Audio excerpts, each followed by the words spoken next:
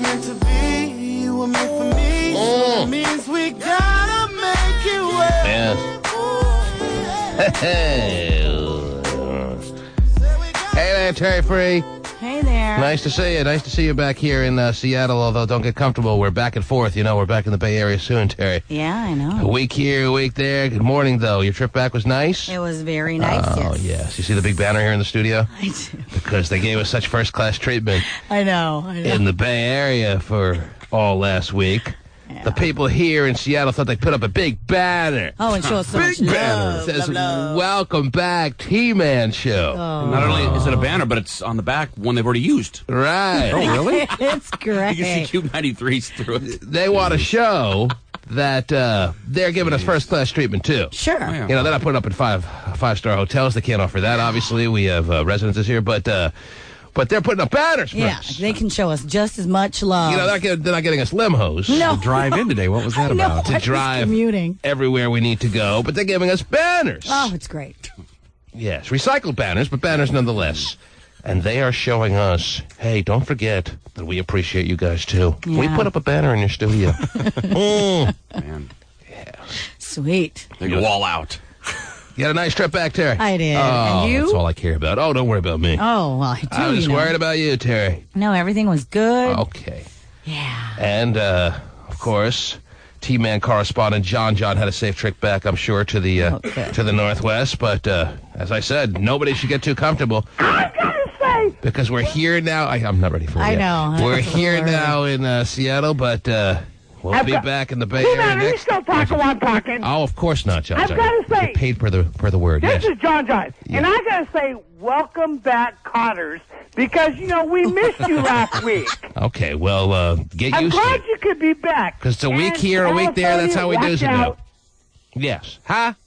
I said, sure. California, watch out, and I have many, many, many things on my agenda. Well, unfortunately, this morning, T-Man. We're not drunk enough. So, What are you talking about? You're- Drunk enough? I ain't gonna be until... Yes, he he just is. ran out of gas. Even with gas prices going down, Terry. The man just ran out of gas in mid-sentence. Oh, my gosh. He's not drunk enough. Give him a good half hour, and let's get him on when he gets a little more in him. All right? Is that too much to ask? To come back to a new banner and a drunken John? New banner. Okay.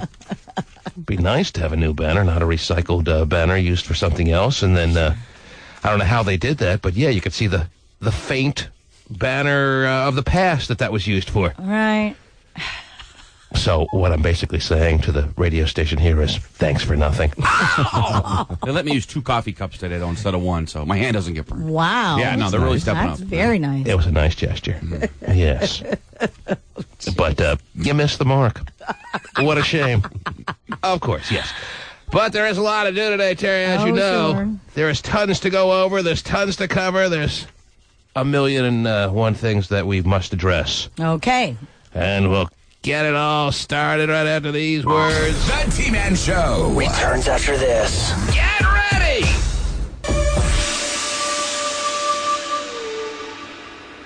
Leo DiCaprio's overseas vacation turns into a love connection. Extra spotted Leo and his model girlfriend, gorgeous Bar Raffaele, soaking up the sun and enjoying a boat ride. Right. Now that's living the good life. All right, whatever. Who's this Bar Raffaele? I'm not familiar with the supermodel. I thought I was apprised of all the supermodels out there, Terry. Is that her name, Bar Raffaele? Sounds like it, yeah. He's way past Giselle now. Is that the deal? Yeah, been past Janelle I for don't know a how you while can now. drop Giselle. As far as I'm concerned, any guy who can go out with any girl with the word jizz in her name, that works for me. Oh, yeah. It did for quite a number of years there, but no more. They're history. Mm-hmm. They don't even try to see each other at all. No. He's with Bar He's with- Raffaele. yeah, he's with See, Bar. I think I like bar better than jizz. Really? Yeah, that sounds good. Okay. Yes, depends what the hours are. But Straight anyway. from the tap. Wow. Now, if she had straight from the tap in her name, that would be a no-brainer. That would be a slam dunk win. But I take jizz over Bar. All right. Okay. But Pasty, you'll get us pictures of Bar Raffaele, right? I'm sure you're on it right now. Sure, he's probably got it on the printer. PS. Okay. Jeez, Dave. Dave, calm down. Pasty, easy, man. Gosh. Now, get him out of the thirsty bear, see what happens. Jeez. What else is going on in the world, Terry? I've what got else is some happening? kind of mind-boggling news for you this morning. Of course, going to be paying someone's bill again. Oh, I know. In less than an hour from now. Woo. Someone will have their mind eased a little bit more than it would have been ordinarily heading into a new week, Terry. All right. Because the hopper is being rolled in as we speak. Yeah, not really. Go ahead, Terry. What do you Big have ol' there? hopper, I'm boy. sure it'll be rolled in any second. Though. Yeah. Yes. Remember Miss Cleo? Miss She Cleo? was- yeah, she was the psychic. Isn't she in jail? Yeah, well, she was. Or, Oh, yeah, she's she out. got busted, whatever, I thought she was doing, like, triple life sentence. Yeah, well- Triple life For what she did. for fraud. Yeah. Faking people out that she really isn't Jamaican. Ah, everyone bought the fact that she was clairvoyant. She was a psychic. She was going to tell us all the way it was. She was. But it wasn't really the truth. No. And she's not doing a triple life sentence. No. So she's out. Yeah, something like And that. what is she doing now? She's running a taco stand. What? No, actually, she has come out of the closet. Because And I would go to Miss Cleo's taco stand. I'll just tell you that right now. As long as it had jizz somewhere in the name of the establishment, All right. I would be there. Now, what did you say? She's turning what? She's come out of the closet. She's admitted that she is a lesbian. Always has been? Apparently so.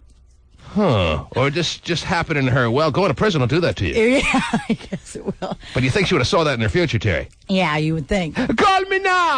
I know. I see big vaginas in my future. All of a sudden, she turned Italian. Shut up your face!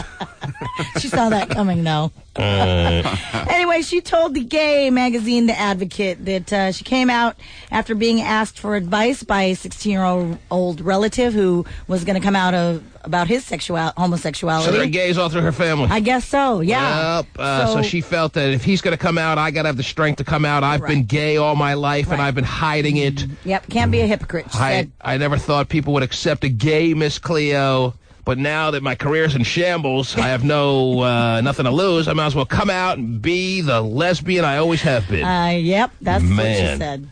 Imagine the lucky lady on the receiving end of Miss Cleo's lesbonic talents, Terry. Because not only is she munching away there, Terry, but she's telling you what's going to happen later on in your day. It's great.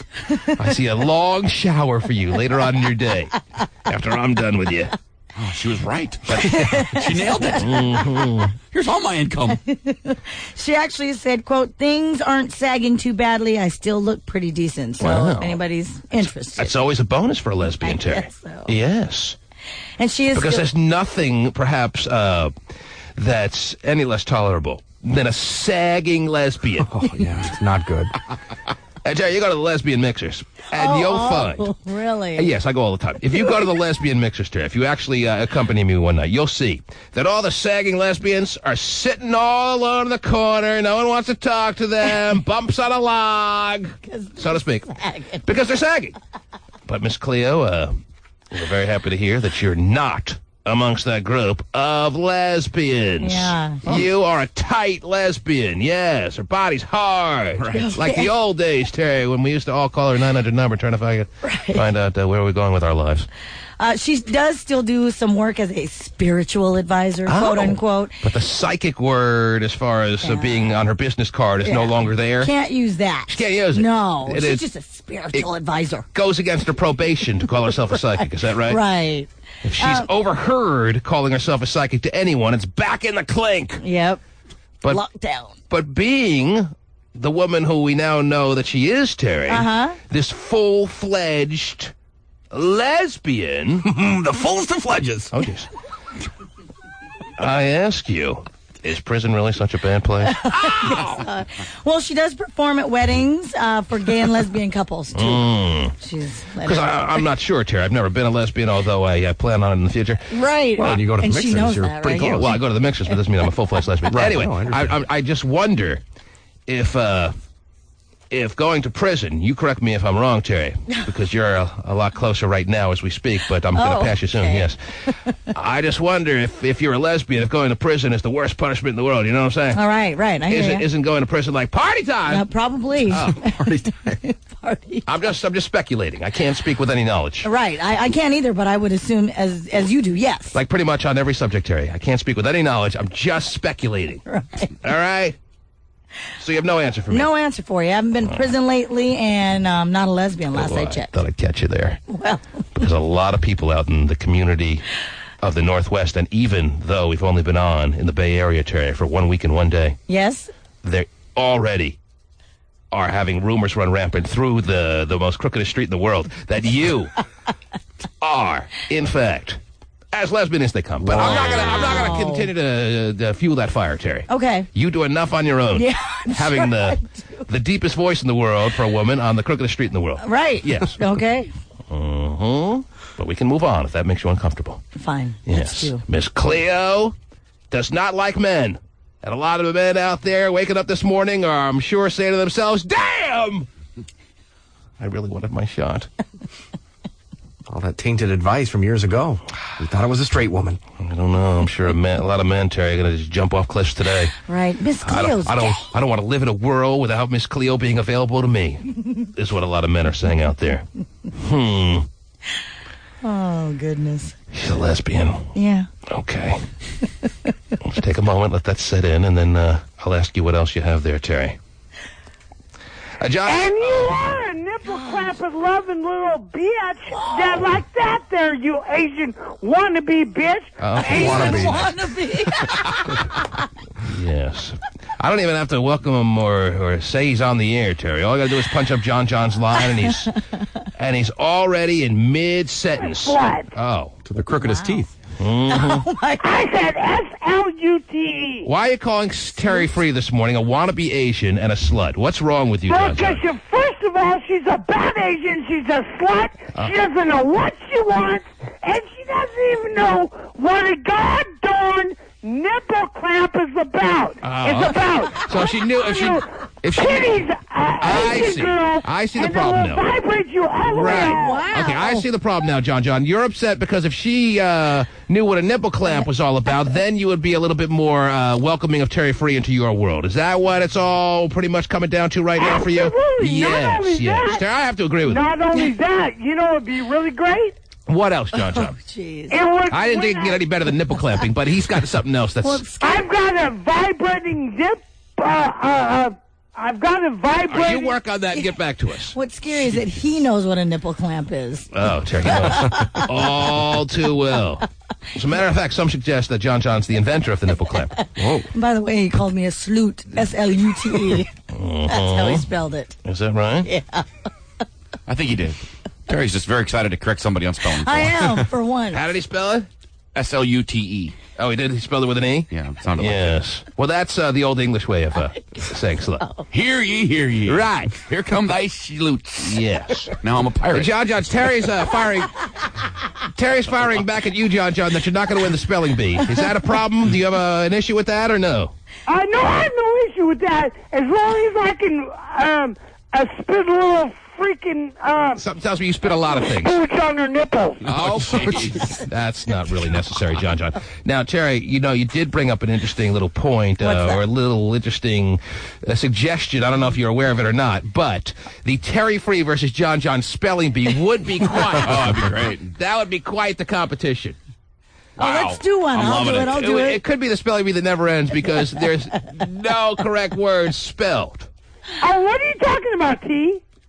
I just don't believe you have the ability to spell any words correctly is what I'm saying, John. Okay, I'm not being throw direct out enough for the you. first word, and I will spell it for you. All right. Well, it's only a 4-hour show, and I wish I had the time. And I have plenty of time, Terry, but I'm not prepared for this yet. Because you know what? It would be really shortchanging our sponsors if we didn't allow them to get on board for the Terry Free John spelling bee. I think you're onto something. Because it would be just a ratings bonanza. Right. And to not allow Singular Wireless or one of our fine sponsors of the program to be the official sponsor of the Terry Free versus John spelling bee would be us really, in a sense, slapping them in the face. Oh, yeah. Get hooked on phonics on the phone. Hey, let me tell you what, T-Man. Yes, John. I love when you tell me you know yes. what? I always think about the sponsors because the sponsors is what pays our bills. Right at 7 o'clock, straight up, we're going to pay a bill. Okay, John is just a caller, ladies and gentlemen, and yet he thinks he's, this is for the Bay Area people that aren't familiar with John. He thinks he's a member of the show, yes. Whoa, and he's hanging up I on had to himself. bleep you out there real quick there, T-Man. Okay, I'm glad you edited for the program. You're always thinking on the fly, because I did say a very dirty On the word. fly. His own push-button phone. Now, what were you saying in regards to the sponsors, John? You were on a roll there. I'm sorry to interrupt, yes. What I said was, you know what? I have got to give a shout out to the sponsors, because there's what happens there. For Wild, what station one? Wild 94.9 That's right, and yeah. KUBE Seattle. Yes. But I tell you what, we got 25 minutes. We have to pick a name in the hopper. Okay, So, John. we have to take a break before I get back with Terry Freed, little hoochie mama, little stuck up her little pussy out. Okay. Whoa, dude. Out of control this morning, Terry. John is the only one. That includes us, Terry, that has a T-Man the Morning Show clock that he follows to the letter and knows exactly when our breaks are due and when they're not. And it seems like he's got it down. Couldn't be any better this morning, Terry, because it is time to take a break. Oh, all right. And he is also correct that it's 7 o'clock. Yeah? Straight up, Oh. as you say in the trade. We're going to pull another bill. And we're going to make someone out there a little bit more of a happy person this morning, I imagine, Terry. Oh, I'm sure. We're already off to a great start. Can't you feel it? Oh, yeah, feeling it. Good. Oh, man, he's out of control. It's exhausting, I swear.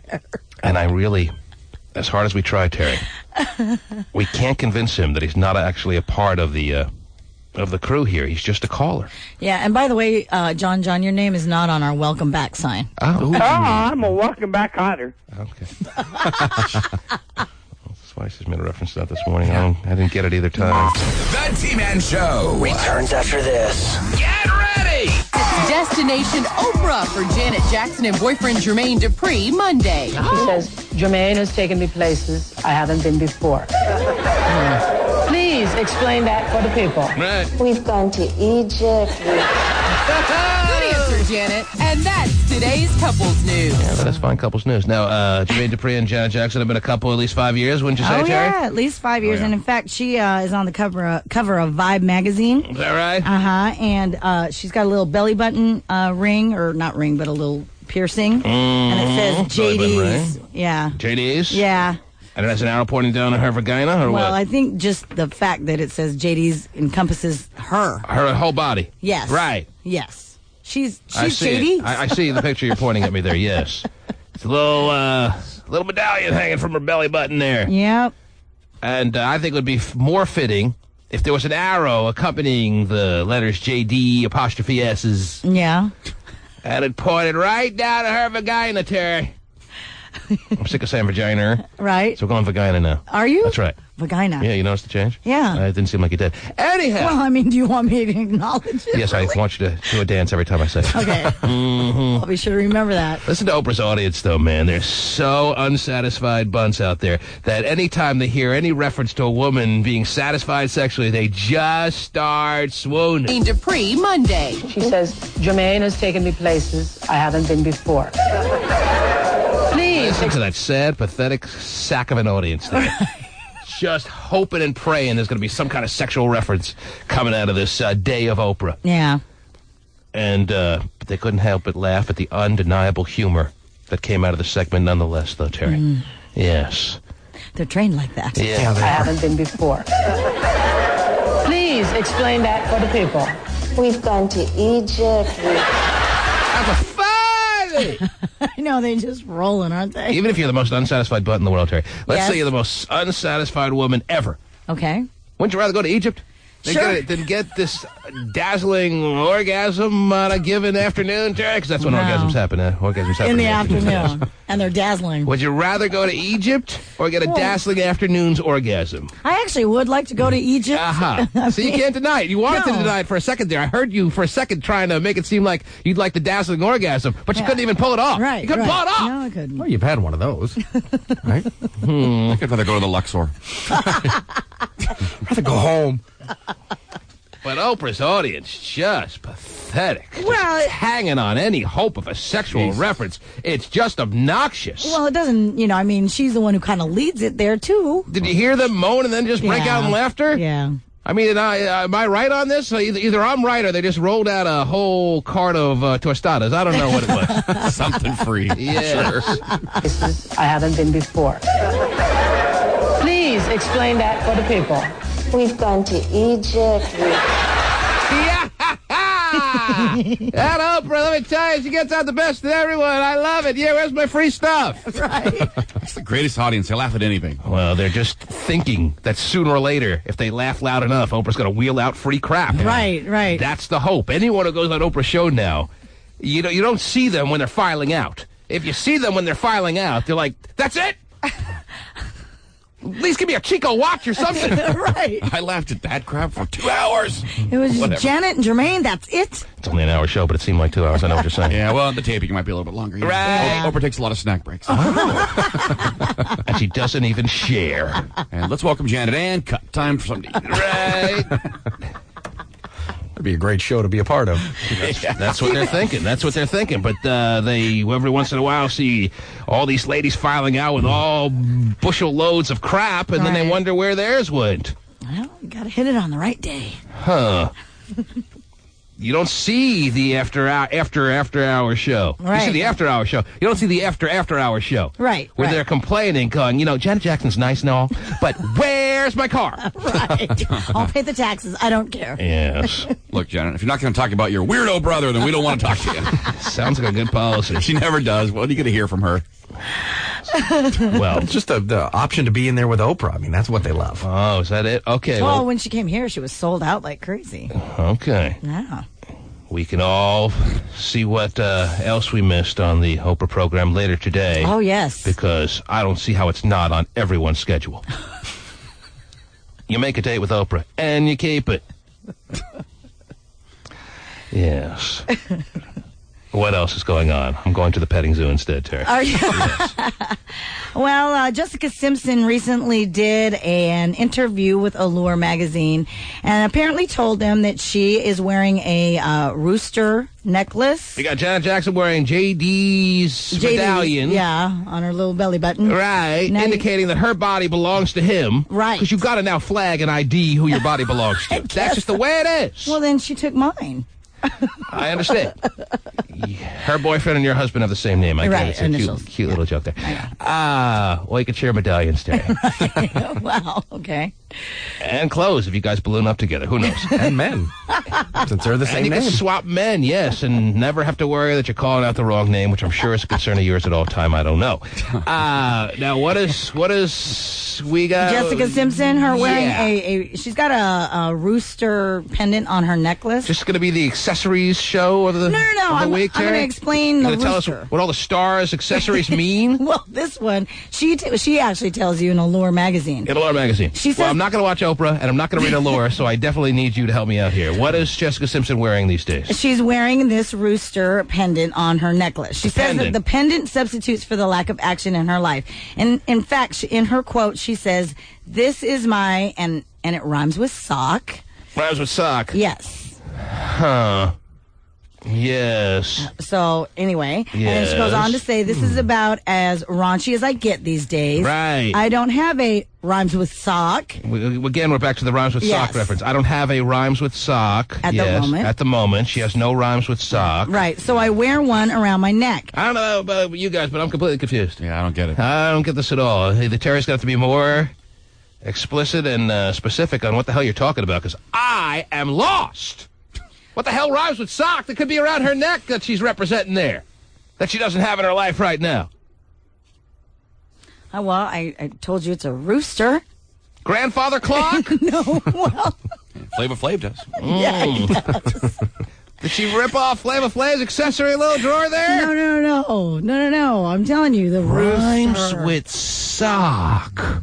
It's around her neck in substitution for what she doesn't have in her life right now.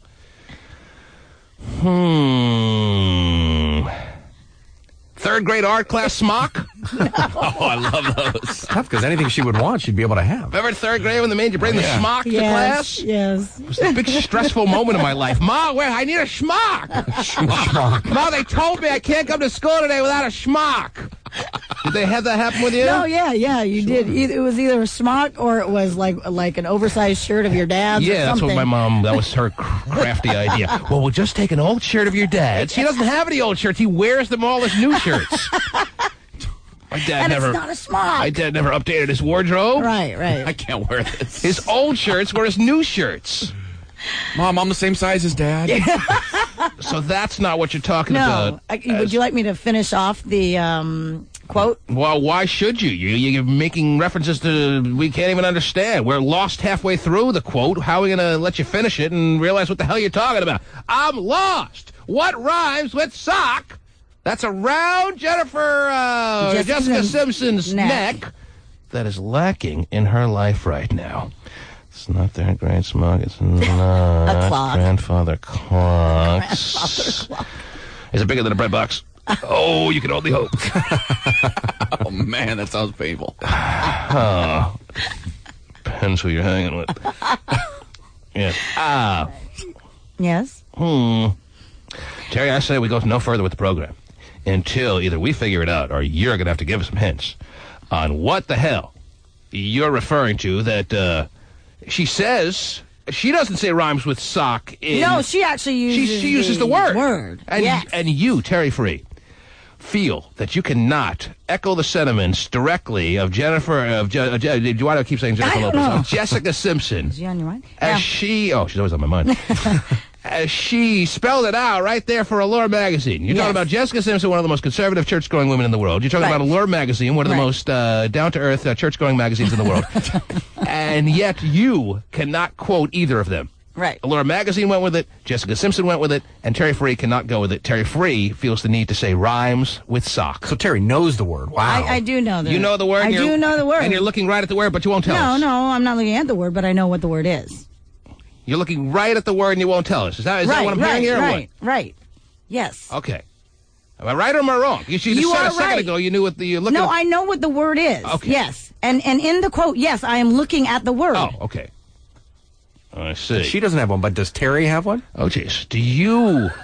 Jessica Simpson has one around her neck. Do you have one around your neck at this time, Terry? Because I'm in total darkness here, and I'm wondering... if you have one around your neck right now, just try to paint the picture that we can all of a sudden start to realize what we're talking about. I do not have one around my neck. Do you wish you did? No, because I have one at home. Aha! I see. Okay, right. We're getting one. Terry's got one at home. She gives you a toaster, no. Does she live on a lake? Does she have a dock? Curling iron. Oh, that doesn't rhyme with sock. No, it doesn't rhyme with sock. Right.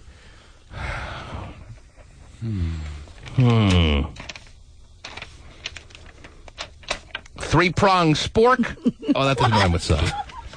A spork. I love a spork. Yeah. I know they're great. I went to KFC and got myself a spork this weekend, Terry. I didn't want any chicken. I just wanted to find a place that guaranteed me of being able to get my hands on a spork. Terry, I may have to go to the phones because we are completely embarrassed that we have no idea what the hell Jessica Simpson's talking about that's around her neck. Right. And it's a medallion, too? It's a medallion. Oh, it's a medallion. Yeah, it's on her necklace. I told you It's just a medallion Monday, is that right? I guess so. Medallion Monday. One on the necklace, one on the belly Should I button. play the Go-Go's Medallion Monday right now on the program? Wow, great song. Mm-hmm. Oh, if you'd like. You're a big fan of Medallion Monday, the big hit by the Go-Go's in the mid-'80s, right? The Bangles. Okay. What did I say? Go-Go's. It's not the Bangles? It is the Bangles, yes. What did I say? You said Go-Go's. The Go-Go's. So it's not the Go-Go's? No. Aren't the Go-Go's and the Bangles the same people? Yes. What do the Go-Go's and the Bangles have around their neck today? Oh, unemployment checks. Abe the Pooh, you're a big fan of the Go-Go's and the Bangles, aren't you? Yeah, well, like I said, I can't hear him. All right, his mic's not working. Oh. That's all right. Bummer. Mm-hmm. It's all right, though. Okay. He's got no mic. It'd be nice to include you on the program since we didn't have you all last week that was sad. in the Bay Area. Yeah. Are you going to travel with us with our next trip or what? Okay. It'd be nice. Yeah. Terry's a nice young man. He is. Hmm? Do you know what the hell rhymes with sock? He's completely confused, too. Well, Terry's son plays football. Could it be jock? I mean, she has one of those at home. Yeah, Stephen, your guess is really not helping here. No.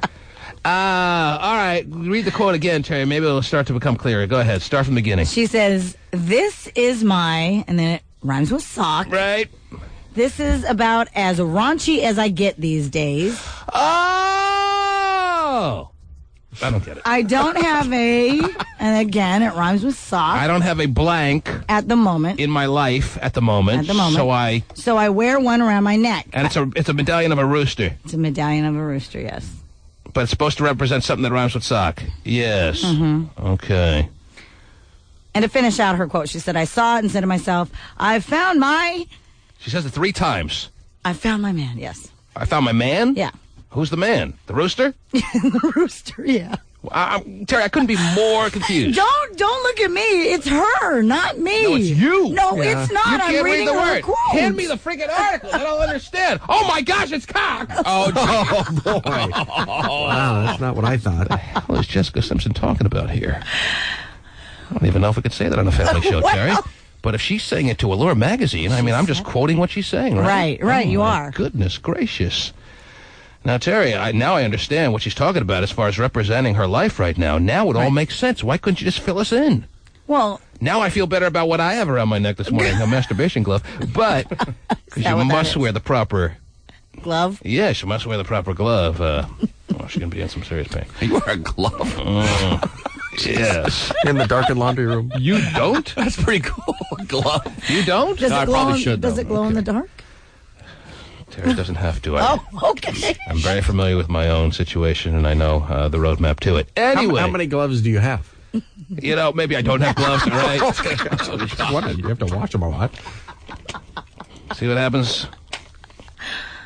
I have to come clean with the reality when they take the joke too far. I know. Anyhow, wow. Okay, so Jessica Simpson has been very open to Allure magazine saying there is no man in her life. Right. So she's representing what she feels is the most part of the man that she doesn't have in her life that she's missing, and she's put it around her neck because she can't be without it completely, I guess. Huh? Sure. You get it? Again, that's Jessica Simpson for you. What else? What else is going on, Terry?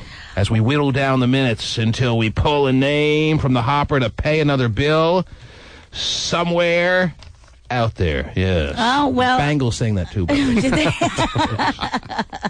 Something kind of interesting. Paris Hilton apparently was seen making out with Travis Barker recently at the New York City fashion show. So, there's going to spark debate on whether or not they're having a good time. Oh, geez. Well, they were at that moment, but... Okay. Rhymes with Lex? Well, yeah, let's say they probably did. And also, this is for, because we love Dancing with the Stars. There's rumor, too, that Mario Lopez is dating his partner. And it's been all What's that guy's name? No. She's hot. Oh, is she? Yeah, do you want to see a picture of her? I wouldn't... Karina Smirnoff. I wouldn't know. I drink her, but I wouldn't know Oh, yeah. if she's hot or not, Terry, because I don't watch Dancing with the Stars. Because I have better things to do with my life besides watching people all whirly-twirly for an hour, all right? You're missing out. Right. So Terribly lacking major void in my life that I'm not one of the millions of people that voluntarily, this is what amazes me, I voluntarily know. go to their television sets. Yep. That's what they're called, right? And watch Dancing with the Frickin' Stupid Stars. It is absolutely astonishing. Do it on HD. Honey, I hope Jerry Springer tangos tonight. 3 hours a week. Get the TV dinner ready. Come on. Oh, you have your fingers crossed too, baby? I just don't get it. Now, what I do get is the fact that Jackass 2 is the #1 movie in the country right now. Oh, I Jerry. know Now, it is. that's entertainment. Yes. 28.1 million. That's it? That's what they pulled in. Well, it should have been a lot more, Terry. Because this is can't miss, get yourself in stitches kind of entertainment, Terry. Yeah, I bet.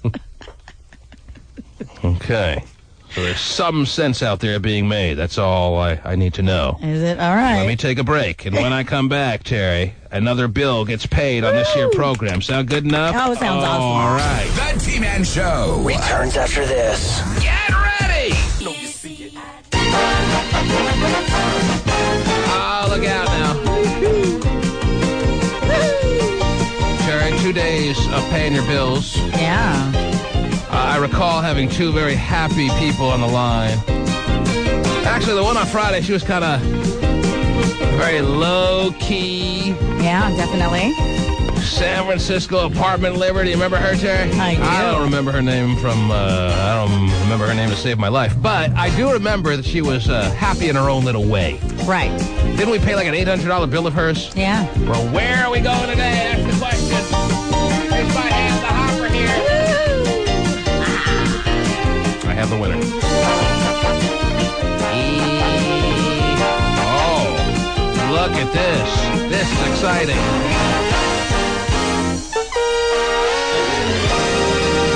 Well, this is actually going to be good for two reasons. Number one, it brings up an interesting little, maybe non-significant little point to make, and that is that this winner has an American Express card that she wants paid off. Oh, okay. Number two, actually, that's three interesting points. Yeah, I'm sure you're finding them more interesting by the second. Oh, yeah. Number two, we have this person not only with an American Express card, but she included her itemized purchases. Really? In sending in her bill.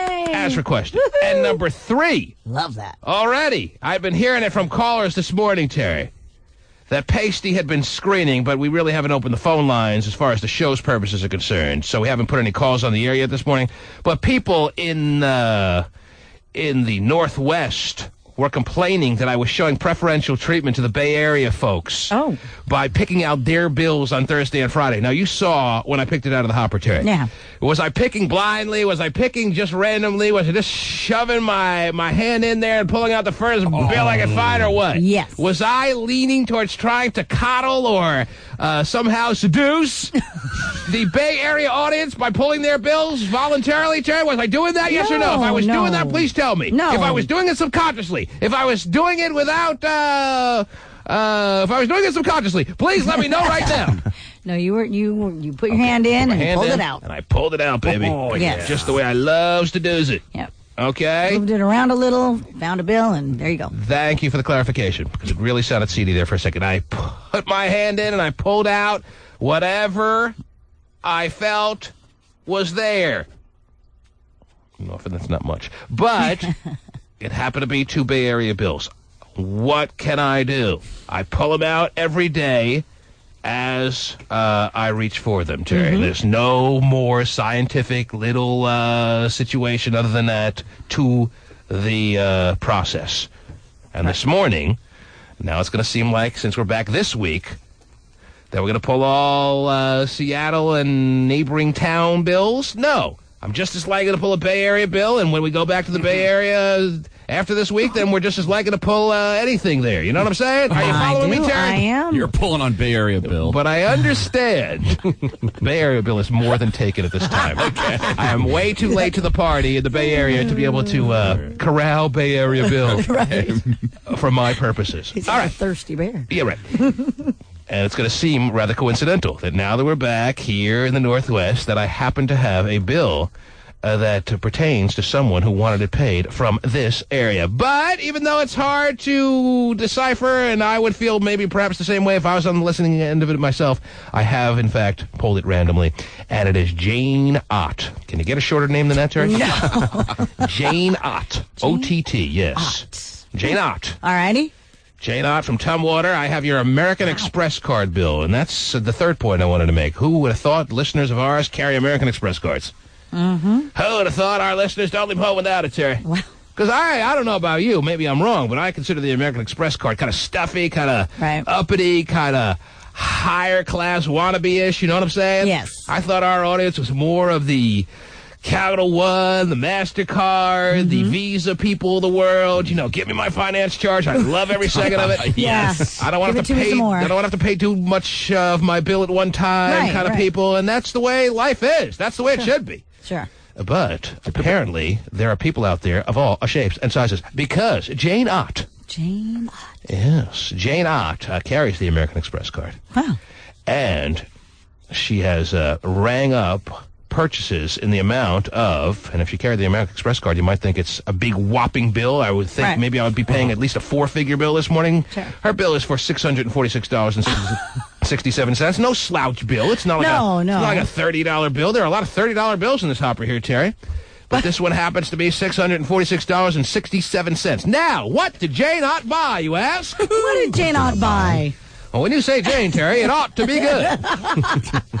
Let's see here. What did Jane buy? Hey, Jane, by the way, if you're out there, And if you're listening, or if you're not and have friends that are waking you up this morning, be sure you know that the number to have us pay your bill in 30 minutes or less, she's on the clock right now, Terry. Yes. You have to call back by 7:45. Oh. Wow. Whoa. And it's 1-866-663-T-MAN. That's toll free. That's a 800 number. If you didn't hear correctly, it's 1-866-663-TMAN. Absolutely no bonus minutes. That's right. Because that's not the way I play anymore, Steven. Oh, really? If Jane Ott doesn't call back by 7:45, I put her bill back in the hopper. Now we pick another.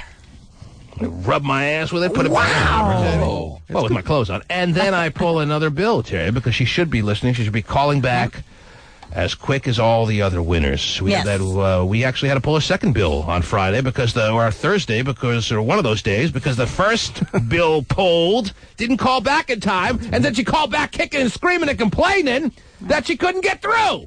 Well, get through! Find a way! Okay, let's see what Jane Ott has been purchasing over the past month or so. Yes. Oh, Jane Ott, it seems like you went to Costco. Yes. I did yesterday. You're part of the wholesale club. Oh, you too, Stephen? I did, yes. Well, everyone knows you can certainly ring up some charges at Costco. And Jane Ott spent $541.97. Wow.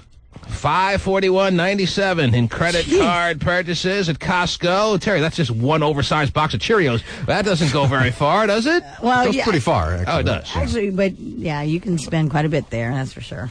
But if you buy the 80 feet tall Cheerios box, that's $541.97. There you go. Right? There you go. Unless you have a coupon. Right. Yeah. They're big on coupons there, right? No? Yeah, No. they do have them. Anyway. Okay, so that was a big brunt of that was a big little part of your bill. Yeah, definitely. For the grand total of $646.67. But just to make sure we got the rest of it here, on 8/14/06. That would be August 14th of 2006 to you and me, Terry. Mm-hmm. The Costco trip was on 9/12/06, so that wasn't too far in the distant past there. Right. But on 8/14/06, Jane Ott of Tumwater, you went to Jean Juarez Salons, and you got your hair done.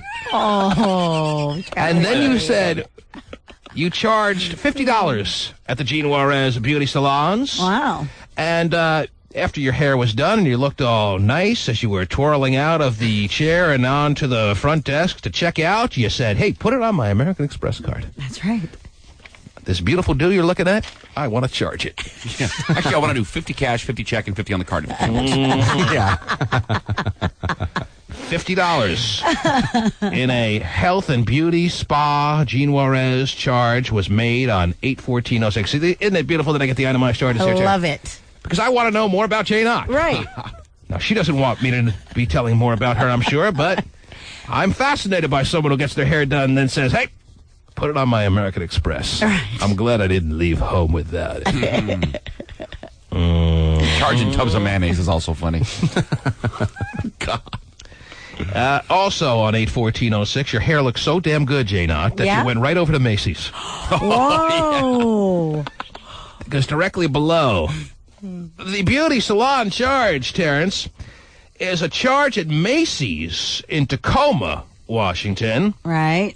For leather goods. Leather goods at Macy's? For $43.52. Now, what did Jane Ott buy at Macy's in the leather goods department that cost $43.52? Did she finally buy that saddle that she was longing for so long so the men of her world can just ride her properly, or what? I think saddles are a tad more expensive than that. Well, it depends where you're shopping. Yeah, I guess. This is probably a knockoff saddle.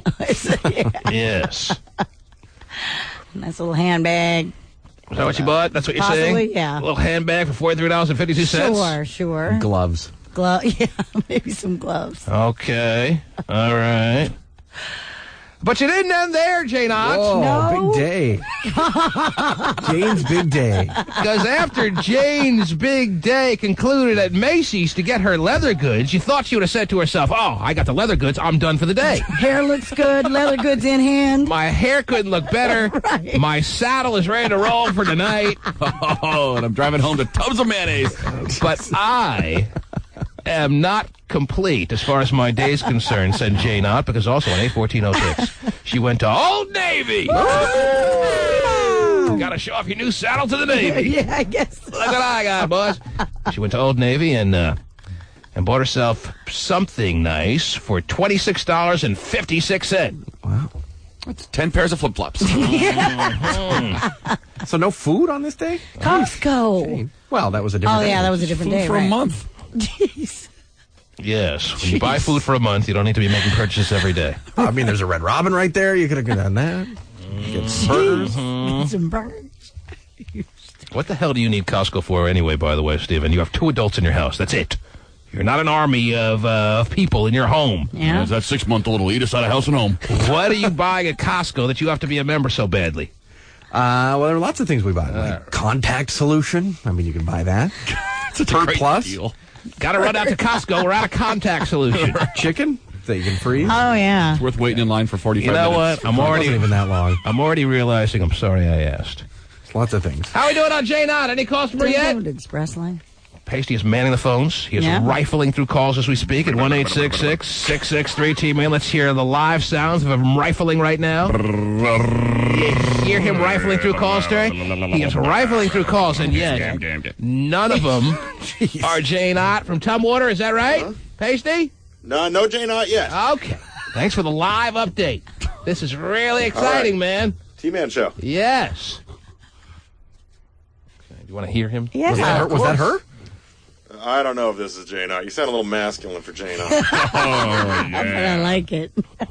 Terry, it takes a lot of craftiness to All get. right, man. Yeah, he's not easily fooled. He is not easily fooled. Don't sound You like gotta get up way earlier in the morning than that to get one past the pastiest of Daves. gosh, Now, many people in the Bay Area are asking why we have labeled him Pasty Dave. I'm sure they are, because I really haven't heard it. But I can tell you very clearly and very simply, he's about the whitest man you could ever find on the planet. Right. All right. Some say his skin tone is actually mislabeled on his driver's license. It says white or Caucasian. It should actually be clear because he's about as close to, remember the old Casper the Friendly Ghost there? Yep. Well, he's a distant relative. That's Pasty Dave. It is weird that he doesn't enjoy the sun. You're a very white man. What did he do all The last sun week? is poison to him. Right, but he'll go vacationing in the sunniest of places, and You know what I thought? I thought hanging out with Pasty Dave in the Bay Area like we did all last week and all the weeks that are coming up, Terry, because we're here this week, back next week, and you see how it works there. I do. I thought hanging out with Pasty Dave in San Francisco like we did yes, would actually answer a lot of questions as to his life and lifestyle. right. Terry, I'm more confused now than ever because after the show was over at 10 a.m., Pasty would make it clear to tell all of us not to go looking for him because you wouldn't find him. I know. And you wouldn't be able to contact him. And that was the truth. It wasn't like he was lying. From 10 a.m. until the next show began the following morning, there was no sign of Pasty Dave. Yeah, never saw him. I'm going to be unreachable today. That's exactly the words he used. Yeah, He it told me is. about I'm going to be unreachable today. Unreachable. What about you? It's so unreachable. Were you unreachable for everyone there in the Bay Area? I was. Did somebody reach you? I don't think Somebody anybody did. reached around you. I was completely unreachable the whole time. Okay, you might want to continue manning the phone, sir. It could be Jane. Yes, and I can see you're already turning red. The pastiest of Daves, the whitest of men, Terry, is turning beet red. Wow. Be red. Let's get back to Jane Ott's purchases. Yeah, any other It's like purchases? a fun day with Jane. When does Jane join Dick here? Who, Yeah, no. That's why she's going to Gene Juarez and buying leather goods. perhaps it is. Let's see, what else did she do here? Do we have any more purchases on Yes. the 14th? No, we have to go Oh, now we're to, done now. yeah, 9:16, when she went to, it just says Super Center in Lacey. Oh, She appreciates a fine mega department type store. okay. Yeah, she likes the chains. Well, it only took 2 days of the credit card guilt to wear off. I'm back at it. Right? I ran out of mayonnaise. Slide it through, big boy. And they'll look at me funny if I go back to Costco, so I'll drive over to Lacey and go to the Super Center. Yeah, just at Costco. What could I have possibly forgotten? Jane, you best call in really quick because Oh, gosh. reading your purchases is becoming a rather suspect as far as the life and times of Dick and Jane. Jane Ott. Mm-hmm. No Jane Ott. Not yet. Predict for you right now, Terry. Jane Ott is not going to call. If you don't call in the first 15 minutes, you ain't calling. Yeah. If you don't make it through in the first 15 minutes, it ain't happening. Jane. So stand by, ladies and gentlemen, because a second bill is likely to be pulled in a matter of moments. Jane not ain't getting it done. No, she's not, but she's shopping like a mad woman. Well, she's rested up, Terry. Well, who knows where she winds up today with that good old piece of plastic. The T-Man Show returns after this. Get ready! Terry, we pulled the bill of Jane Ott. Yes. That was almost a half hour ago. Jane Ott has approximately 8 minutes left. I'll give her even the benefit of the doubt on the... It's really more like 6 or 7 minutes. Right. I'll give her a bonus minute, Terry. One bonus So she doesn't come in crying. She doesn't call the show crying. I'll give her a you can't cry minute because we gave you a free minute there. Right. Plenty of time, Jane. Don't say you can't get through. I don't want to hear it. If it's really your destiny to have your bill paid, to have your haircut paid for, and all those big jars of sauerkraut taken care of that you bought at Costco, Right. well, then you'll find a way to get through. Then it will be your fate to figure out a way to get through on the phone lines. It's 1-866-663-T-Man, Jane Ott. But if you don't call back by, let's say, 7:46 and a couple of seconds, Terry, Yes. I pull another bill for this here hopper, and we start from scratch. Bill 2. Okay. It's good you put hers back, though. That's nice. All right, whatever. Now, in the couple of minutes we have to figure out Jane Ott's fate, Terry, do you have a quick story you want to give me? I have a couple of emails that maybe I can get to, too. When I came back to the Northwest, I had hundreds and hundreds, thousands and thousands, really, of emails to go through, Terry. All right. I deleted most of them without reading them. But there were a couple that stood out of the ones I did read, and it started to make me think, now that we have the brand new audience in the Bay, now that we have all the old favorites here in the Northwest, maybe bringing back for at least a couple of weeks to see how it goes, the T-Man Email of the Day. Oh, good. The T-Man Email of the Day may be something we want to consider. I'll at least do it for today and see how it goes. How about that? Okay, sounds good. But if you have a quickie... Well, actually, I have an email in my hand, so would you mind if I just read it right now? No, go ahead. We'll get on with It's our up to you. Okay. Ladies and gentlemen, here is something we do on this program every day. The T-Man Email of the Day. T-Man's Email of the Day. Okay, that's the reason right there why we probably ended it whenever we did. I remember once in the history of this program we started doing the T-Man Email of the Day. Right. I just have now a flashback as to why we ended that immediately. Giving it's all geeky and just girly, and it's just really annoying. You can't take him anywhere, really. I really cannot. Let's see what we have here. Dear Mr. T-Man, sir. Very nice way to greet me, by the way. That is, if there's one way to greet me and you can't figure it out, I just told you right here and now. That is the proper salutation. Dear Mr. T-Man, sir. Actually, sirs I like better. Dear sirs. SARS. SARS! Easy, Stephen. Don't get all girly and giddy. Anyway, dear Mr. T-Man, sir, I've been leaving work a couple of times over the past week. Wait, I'm reading it wrong now. This is why I ended it, too, because I can't read. That's a pretty helpful part Dear of the segment. Mr. T-Man, sir, I've been leaving work a couple of times a week over the past 4 months with a girl we'll call Darcy for some lunchtime BJs in my car. Hold on. More than one? Well, Today I get 3. Can you start over? Lunchtime BJs. you got lost already, Terry? You want me to... Well, you make it sound like it's just some, I don't know, like That sounds, yeah, like it's nothing. Well, I was trying to figure out... nothing. I was trying to figure out whether I needed to change the wording or... I mean, like you can just drive up anywhere and order that or Well, something. it would be you nice know? to see it on an Arby's menu, but not the case as of right now. You want me to start from the beginning? Yes. Because I really have gotten so far here. Dear Mr. T-Man, sir, I've been leaving work a couple of times a week over the past 4 months with a girl we'll call Darcy for some lunchtime BJs in my car. Again, just roll right over that. Are you want me to change the inflections? I mean, All right. I'm not going to get anywhere, Terry. Okay. And before you know it, we'll be late on picking a new bill. All right. Dear Mr. T-Man, sirs. Sir, we've been leaving work. I've been leaving work a couple of times a week over the past 4 months with a girl we'll call Darcy for some lunchtime BJs in my car. I That one got rolls it. off the tongue. Now, she's starting to bug me in 2 areas. Two? Yeah, be very careful with the way you word things. whoever wrote this email, and it's an unsigned email, I'll tell you that right now, Terry. Oh, all right. But whoever wrote this, be very, very delicate on how you word things, because I don't know if you're aware, but that sounds really painful. Yeah, it does. Now she's starting to bug me in two areas. The most worrisome is when she says she's going to tell my wife what we're doing.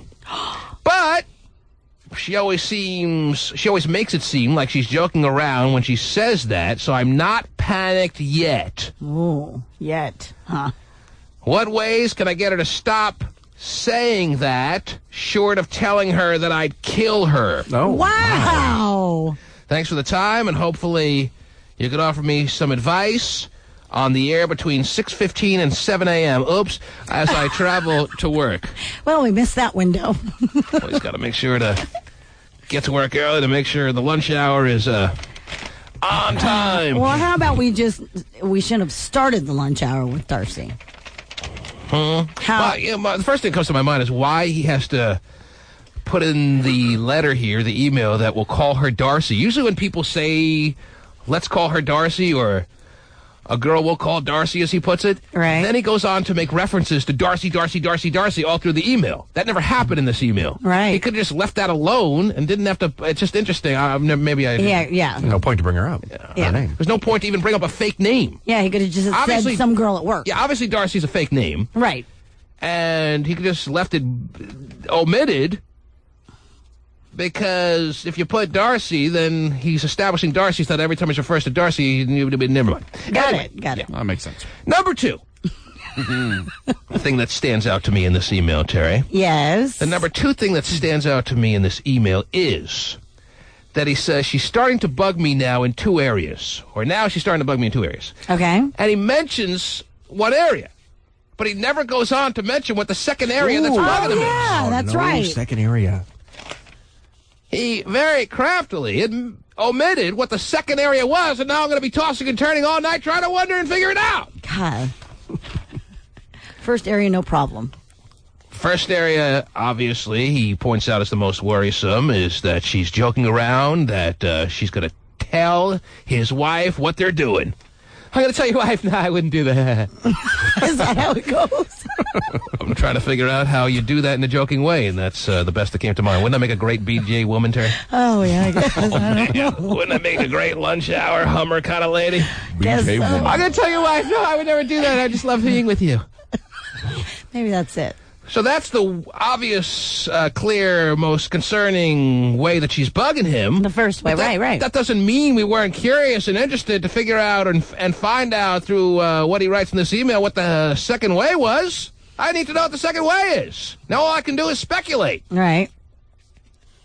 So what do you think the second way is? Well, it could be one of a number of things, Terry. I'm glad you asked. You did ask, right? I did. The second way could be, let me think about this, if I may. The second way could be that she wants him. This is the least likely of the couple of things that have come to my mind of what that second way could be. All right. And then we'll give you our advice, sir, even though you're not listening. The second way could be that she's asking him to leave his wife for her. Right. But I don't think that's the case, because then she wouldn't be in the joking around mode when she makes references to telling his wife. And if she's just doing the lunchtime BJ thing, that's not the kind of side action that all of a sudden starts trampling all over your real delicate spots of your world, like telling you to leave your wife. So I don't think it's that. Yeah, because, I mean, you're just doing one thing. It's not like it's graduated to a hotel room and doing other stuff. Well, that brings up another possibility of what the second thing could have been.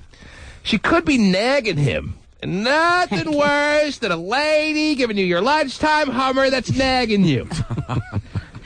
In between? I'd like to find out how bad that is. She could be nagging him with some dialogue like the following. She could be nagging him with things like, hey, you know, I'm always servicing you. When is my turn coming? Blah, blah. You could... Nag. And any woman that's been designated for the lunchtime BJ knows what the answer to that question is. And if you're not sure, let me make it clear for you. Never! That's when your time is coming to be serviced.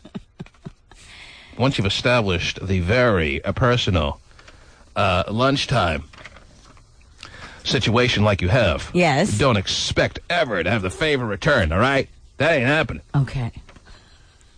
And then all of a sudden, well, today's your day. I'm gonna. Lucky you. That's not the way it is. All right. All right, you can forget that. Or it could be the second thing that was bugging him that he never got to is that she's giving him the weird looks around the office, in the afternoon hours. Oh, okay.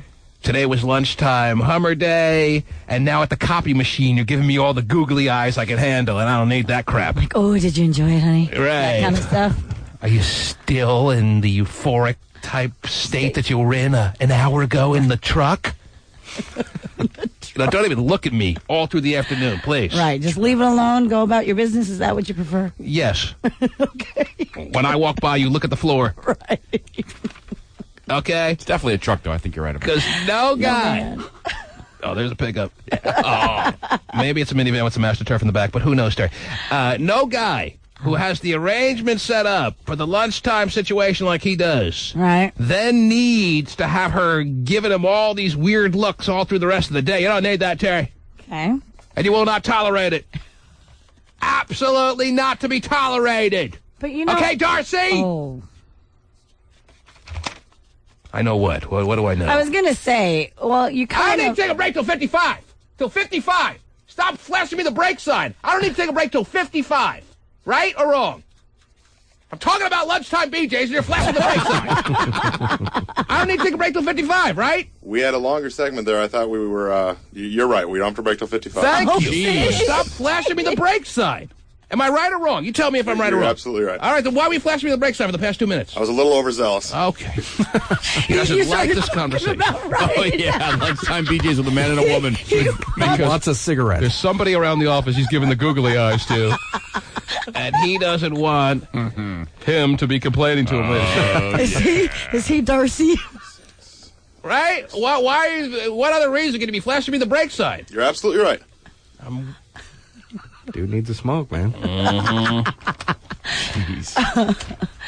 I was going to say that actually, I think that I understand where you're coming from and all Right. that. However, I think that just comes along with the territory. When you sign up as the guy to receive your lunchtime stuff, Yes.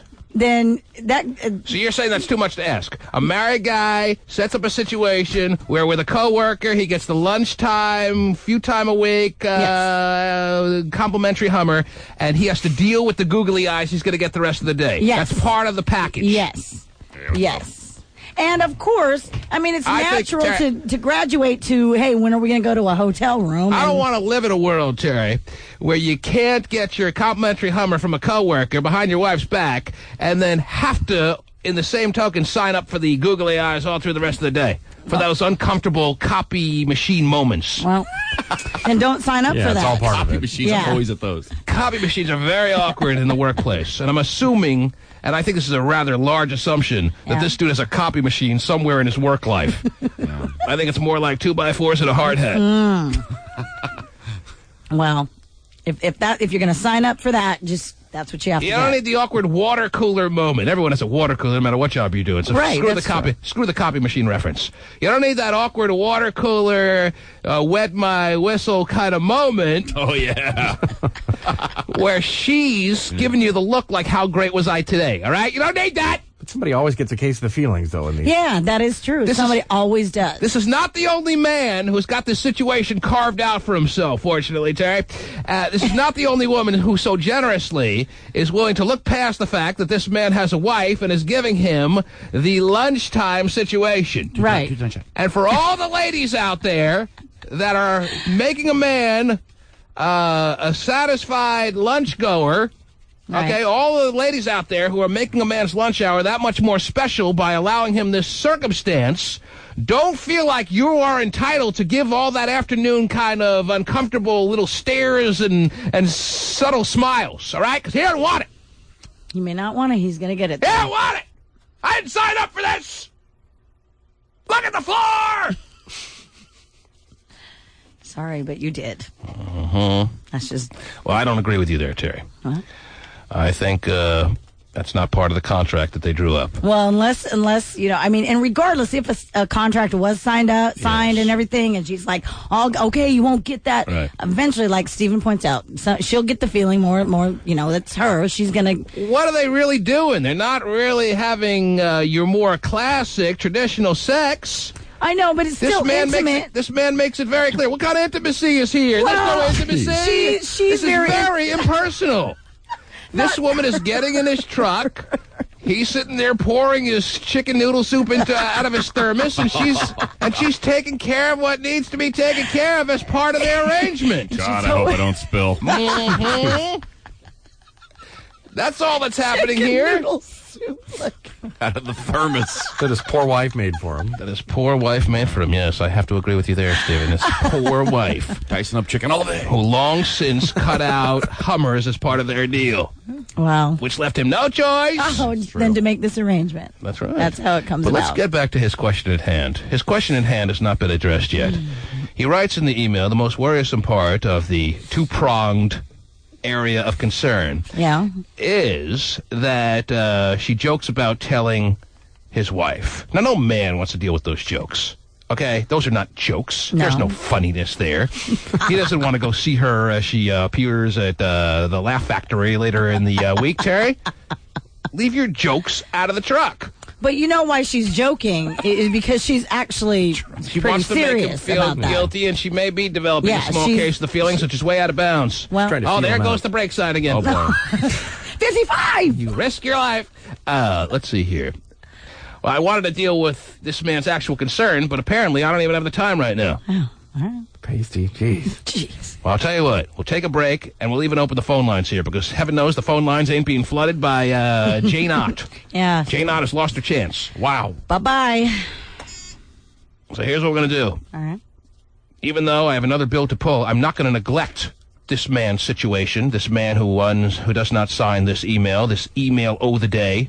T-Man's email of the day. I'm really starting to feel the T-Man's email of the day, and you're only ruining it, Stephen. I was actually about to say, I'm kind of liking the idea of doing the email of the day, but Stephen just, I think it's a great idea. I love it. me. Okay.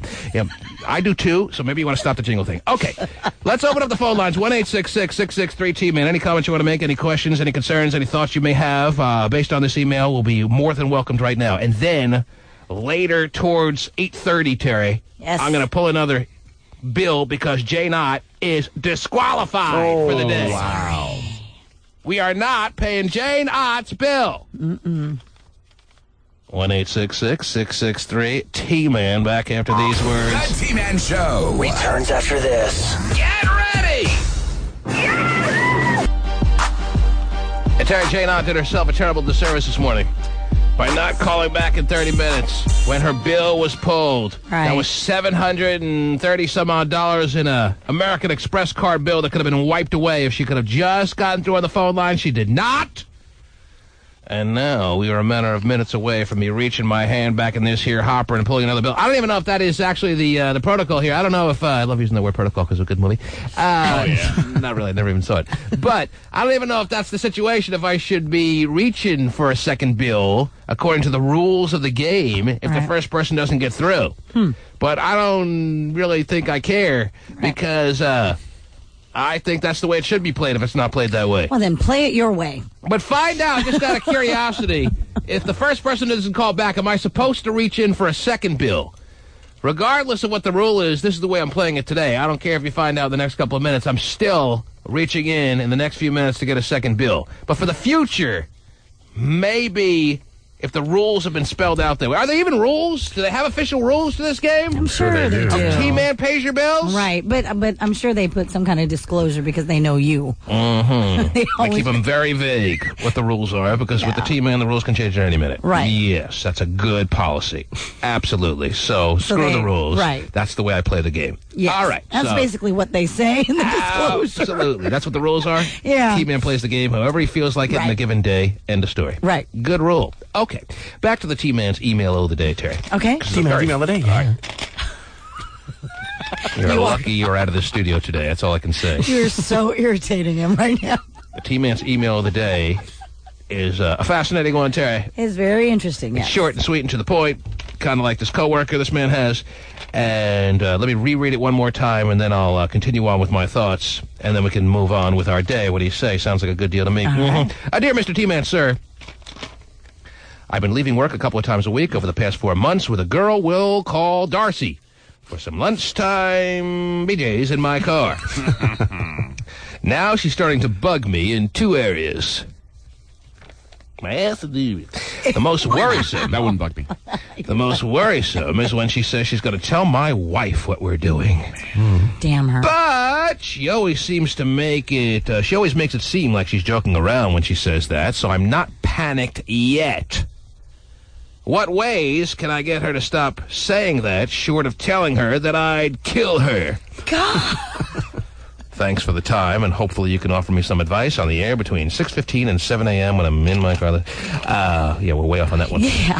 Probably some other guy is getting lunchtime BJs who's been threatened to his wife will be told. And that's the service we provide. It's not necessarily to the emailer, but it's to the community of listeners that may be suffering the same problem. Right. Now, a text pager brought up an interesting point that I can't neglect. Okay. We were all speculating, or at least I was visualizing, that this man was getting these lunchtime Hummers, Terry, in his truck, because I just saw it as a truck situation. Sure. I didn't really picture it happening in any other place but a truck, but the emailer, if I would have acknowledged what I just had read, points out that it was in his car, and the text pager points out that no dude who drives a truck would ever call it his car. Oh, yeah, that's true. No truck driver, no driver of any kind of truck under all the truck spectrum of trucks, Terry, would ever refer to his truck as a car. Right, a truck is a truck. So we better eliminate, especially me, the visualization of this man making this a situation happen for himself, and a nice situation he has carved out regardless of where it's happening. Oh, yeah. We better eliminate the visual of it happening in a truck. It ain't happening in a truck. It's happening in a sedan. I don't know how they fit. A sedan. How do they maneuver around? Yes. I'm sure you can find a way. But dealing with this actual question at hand, Terry, which was, what are ways you can get her to stop making jokes about telling your wife, sir, without you having to come clean with the information that you would kill her without having to use those words?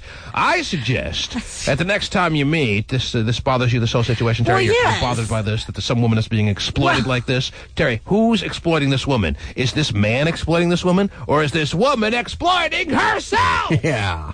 First of all, for him to even... That was a very big-time yes, Stephen. That really emphasized the point, and I appreciate those. But the jingle little instincts you have, forget those. You really don't like it? I hate them. Yeah.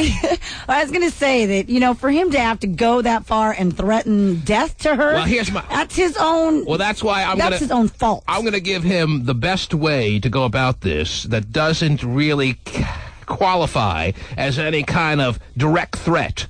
It gives the message he's trying to give without actually having... He doesn't have to speak a word.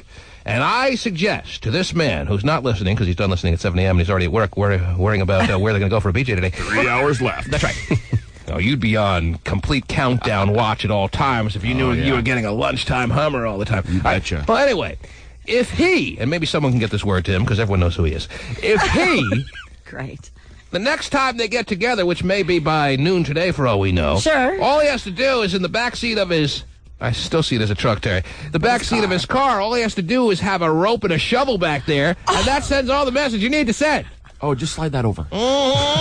First of all, when you decide to, have this little lunchtime, tryst, whatever you want to call it, you have to be able to weigh the consequences and know that when you do this, there's always risks involved. Losing your family because she's going to become a freak and bust you out, whatever. What happens when you weigh it and you go, oops, scale tipping way too low on the need the Hummer side. Got to make it happen. Worth the risk. If it's really worth the risk, then just file for divorce and get with this chick. What if it's worth the risk, but you're not necessarily ready to file for divorce? He doesn't want to be with this girl. Yeah, what if he doesn't want to be with this girl, wants to be with his wife, but he can't deny the fact that he doesn't mind these lunchtime Hummers? Well, either you can. I really don't mind this. Yeah, she's not available at lunch to provide it. I don't know what's wrong with me, but I don't mind having a wife and also getting 2-3 times a week tops a complimentary Hummer. Well, again, as I pointed out, then if that's the case, you want to keep the wife, then you're going to have to deal with all the other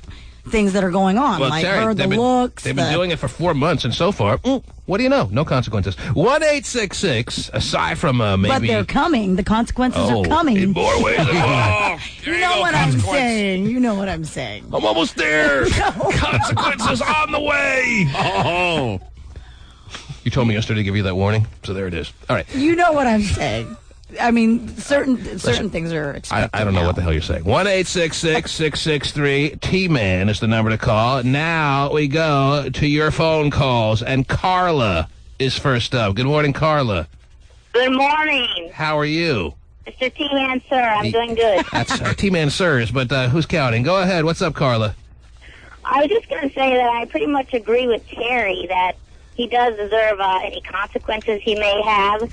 But, and also, why can't he just get together with his wife instead? Now, let me ask you this, Carla. Now, you talk about a perfect world, but yet, if you were dude, okay, if you were dude email writer, and you were married and you were happy, and you loved your wife, but this situation presented itself with a reasonably good-looking woman, because that's all she is at best, Terry. Reasonably? With a reasonably attractive coworker. You envision someone hotter when she's doing it. That's right. That was more than happy to allow this situation to take hold without really the major worry about this consequence situation that you're talking about. Would you do it or would you not? You realize you could pretty much guarantee yourself that you could get away with it. Would you do it or would you not? I personally wouldn't do it, but I think that he should just sit with her. If they still want to continue this to be stupid together, then they should just make up some ground rules together. Be like, look, this is... Well, the ground rules go without saying. If you actually have to sit there and spell out the ground rules, that's pathetic because obviously she knows he's married. Right. Obviously she knows what she's bargaining for here. Sure, and so does he, though. Obviously this is okay with her, Terry. Obviously she sees him, there's a lot of obviously's here, as a handsome enough coworker that she's willing to look past the fact that he's married and maybe even has kids, Terry, because... his sideburns just are too difficult to turn down. Yeah. All right? When did we get sideburns? Well, he grooms them a couple of times a week, which is more than she's used to with the men that have been in her life up till now. So she just can't, as much as she realizes that maybe she's not doing the right thing, she can't necessarily help herself.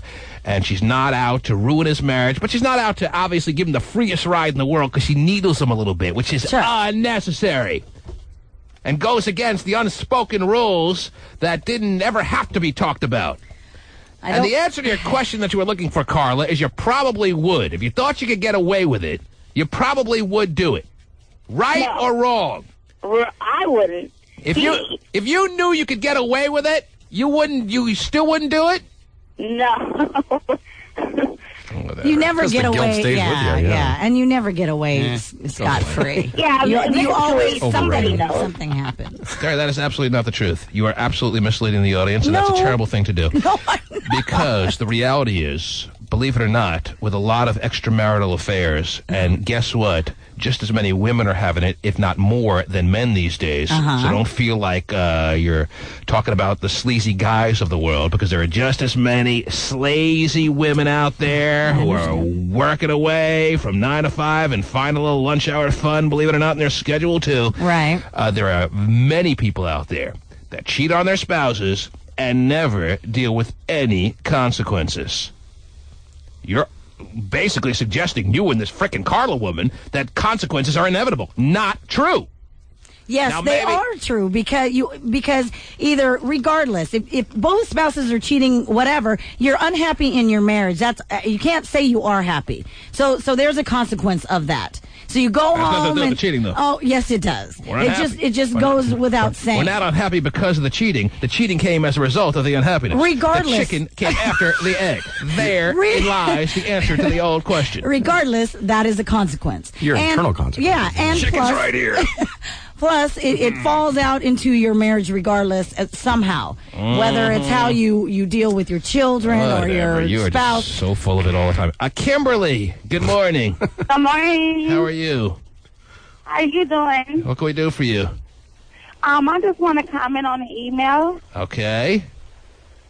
What would you like to say? I would like to say that he should have never put himself in that situation to where he has to worry about if his mistress is going back and tell his wife, because he shouldn't be cheating on his wife. That's why many women are going in jail today for either hurting their husbands or killing them because they're not being true or faithful. Kimberly, are you married? Are you a married woman?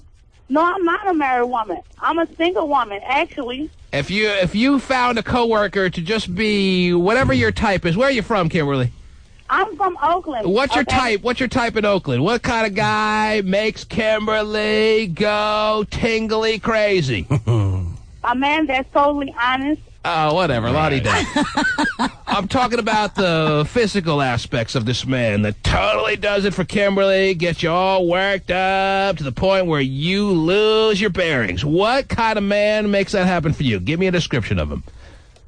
One that takes care of himself, respectful, who doesn't cheat, and outspoken, She's still not getting the question. Let me know what's going on with yourself. I'll obviously have to ask the question a third time, Terry. All right. Because Kimberly is so on her high horse right now that she refuses to acknowledge the question. Right. All that beautiful poetry aside, Kimberly, what kind of looks? Give me some look attributes that a man has to have that is your type of guy. What does he have to have? Dark hair, tall, light eyes, well-built. tall. What? I'm single, so I don't know. I'm not really looking for nobody right now. Yeah. If I was married, I'd be looking. I'm single. I'm not looking.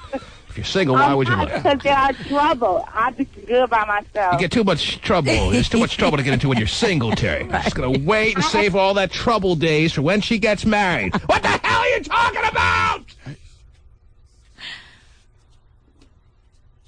What's going on? Has the whole world crazy because some guy's getting some lunchtime Hummers? Apparently so. Apparently, everyone is all famished, as we say in the trade term. I think that goes on in our garage. Oh, wow. Just down the street. And now, representing butt rockers worldwide, carrying sod from Tacoma to Everett and every city in between, president of the Blue Collar Workers, even though he wears a tank top, here's Dump Truck Guy. A regular caller, ladies and gentlemen. For those new in the Bay Area, get used to this guy. What's cracking now? Have no mistakes made here, Terry. This man is not driving a sedan. No, definitely a truck. This guy with his mullet flapping in the wind has his windows down and is driving his 16-wheeler, whatever he drives. Probably 18, I would imagine. Right. Well, he lost 2 wheels back in the very crazy weekend he just had, yes. Back in the war. Mm-hmm. Go ahead, Dubby, what's up? Did you lose your wheels in the war? Get it yourself. First thing, man, that lady's got that dude by the freaking sack, man. What the hell? Literally and physically. Mm-hmm. Not good. See, man, you're saying this man has set himself up for a situation that is doomed to come back to haunt him. Is that what you're saying? Yes, indeed. I mean, most people, yeah. And I say, depending on the woman, you might want to run the risk. Wow. Yeah, but then, yeah. I don't know if I'm speaking for myself, Terry. So Right. don't get me wrong. Okay. I'm just talking. She's still going to tell his wife, and if he don't leave her, then she's going to just harm and harm and harm, and he's just going to run around and probably stick and put a bullet in his head because of that. Oh, dude. You know what? What do you do? The reality is, you know what you're dealing with if you have any intelligence whatsoever. Mm-hmm. All right? Yes. Every man knows the woman he's getting involved with on even these levels, Terry. Right. All right? Right. Every man knows the psycho potential of a woman. If you don't, then maybe you're not ready for the situation. Doesn't take long to figure out the psycho potential of a woman. Takes all of 12 and a half minutes of conversation. If you don't know the psycho potential of a woman, then guess what? You don't know a freaking woman. That's the bottom line. So Dumpy is suggesting that all women are capable of psycho tendencies, and I disagree. I'm telling you, there's a large grouping of ladies out there that have no problem making these lunchtime Hummers happen for this guy, as she is, and not necessarily be interested in ruining the man's marriage. I don't know, man, but you piss her off, watch out. Let the claws come out, let the games begin, and you're screwed. Screwed and tattooed. I'm sure that line works well over the CBs of the world. All right. Yes, indeed. Dumpy, thank you for the call. Well, you have a great T-Man day. Yeah, dump truck guy checking in with his thoughts, Terry. And he is concerned for all the guys out there that are in this situation. Now, I'll tell you this, and I've said it now a couple of times. This is not the only man who is going for his lunchtime side action, even just today, Terry. Right. And there are a lot of women out there, as we found out. What happened when I asked the question, when we were doing the show last week from the Bay Area, Terry? What happened when I asked the question, who's having a nooner, who's having a little side action happen today? The phone lines got flooded with ladies. I know, yeah. Okay? Yes. So now I talk about a situation where a man's getting a little lunchtime thing happening, and look how you're rolling your eyes and condemning all the men of the world that partake in this activity. Now, I speak for all women while representing all men. And I can truly say that to say this situation is irresponsible or unnecessary or doomed for terrible failure and heartache and unnecessary type trauma for your marriage is not necessarily true. You can pull it off. Oh, she can. With the right lady. Well, then he picked poorly. No, I absolutely disagree with you. I think he picked properly. This has been happening for 4 months. Yeah, but she's... And she's not even getting sick of it. And she's not even asking for any kind of return of the favor situation. And if he has to deal with a little needling, if she's going to tell his wife, as long as he knows she's joking and she's really not going to do it, everything's fine. And that's what we're dealing with here. Pretty scary joke, though. Yeah, it is very scary. She's not giving him 100% of a free ride through the situation. She's giving him 1% of the time, a little needling moment any guy can handle. Can he buy her off? And have to. All right. She's getting paid in schlong. Oh, yeah. That's the best payment. And she loves it. Terry, Janie ought to not get paid in any form. She did not.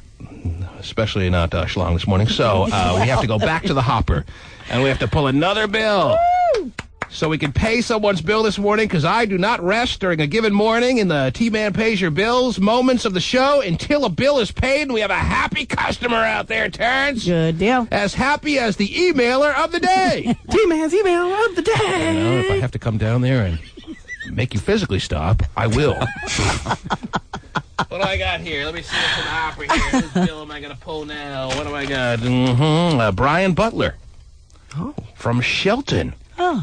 It says here there's really no extensive, elaborate bill that I'm staring at. All it says is that he has a bill that then is preceded by a colon that says a cosmetic finance for $735.76. So a payment stub is being fulfilled here. If we are to get Brian Butler to call back, we would be making his either monthly or quarterly installment for his cosmetic finance that he has to deal with in his life. What kind of cosmetic procedure did Brian Butler have done that he has to make payments on, Terry? Someone got their penis enlarged. Hair removal somewhere? Well, there's those options. Maybe he got his man boobs reduced. Could have. Maybe he needed to rid the world of his moobs. Yes. Whatever the case may be, Brian, if you are interested in calling back in 30 minutes or less, we are more than happy to pay your $735.76 of cosmetic finance that you owe some very impatient surgeon out there. Give me my money.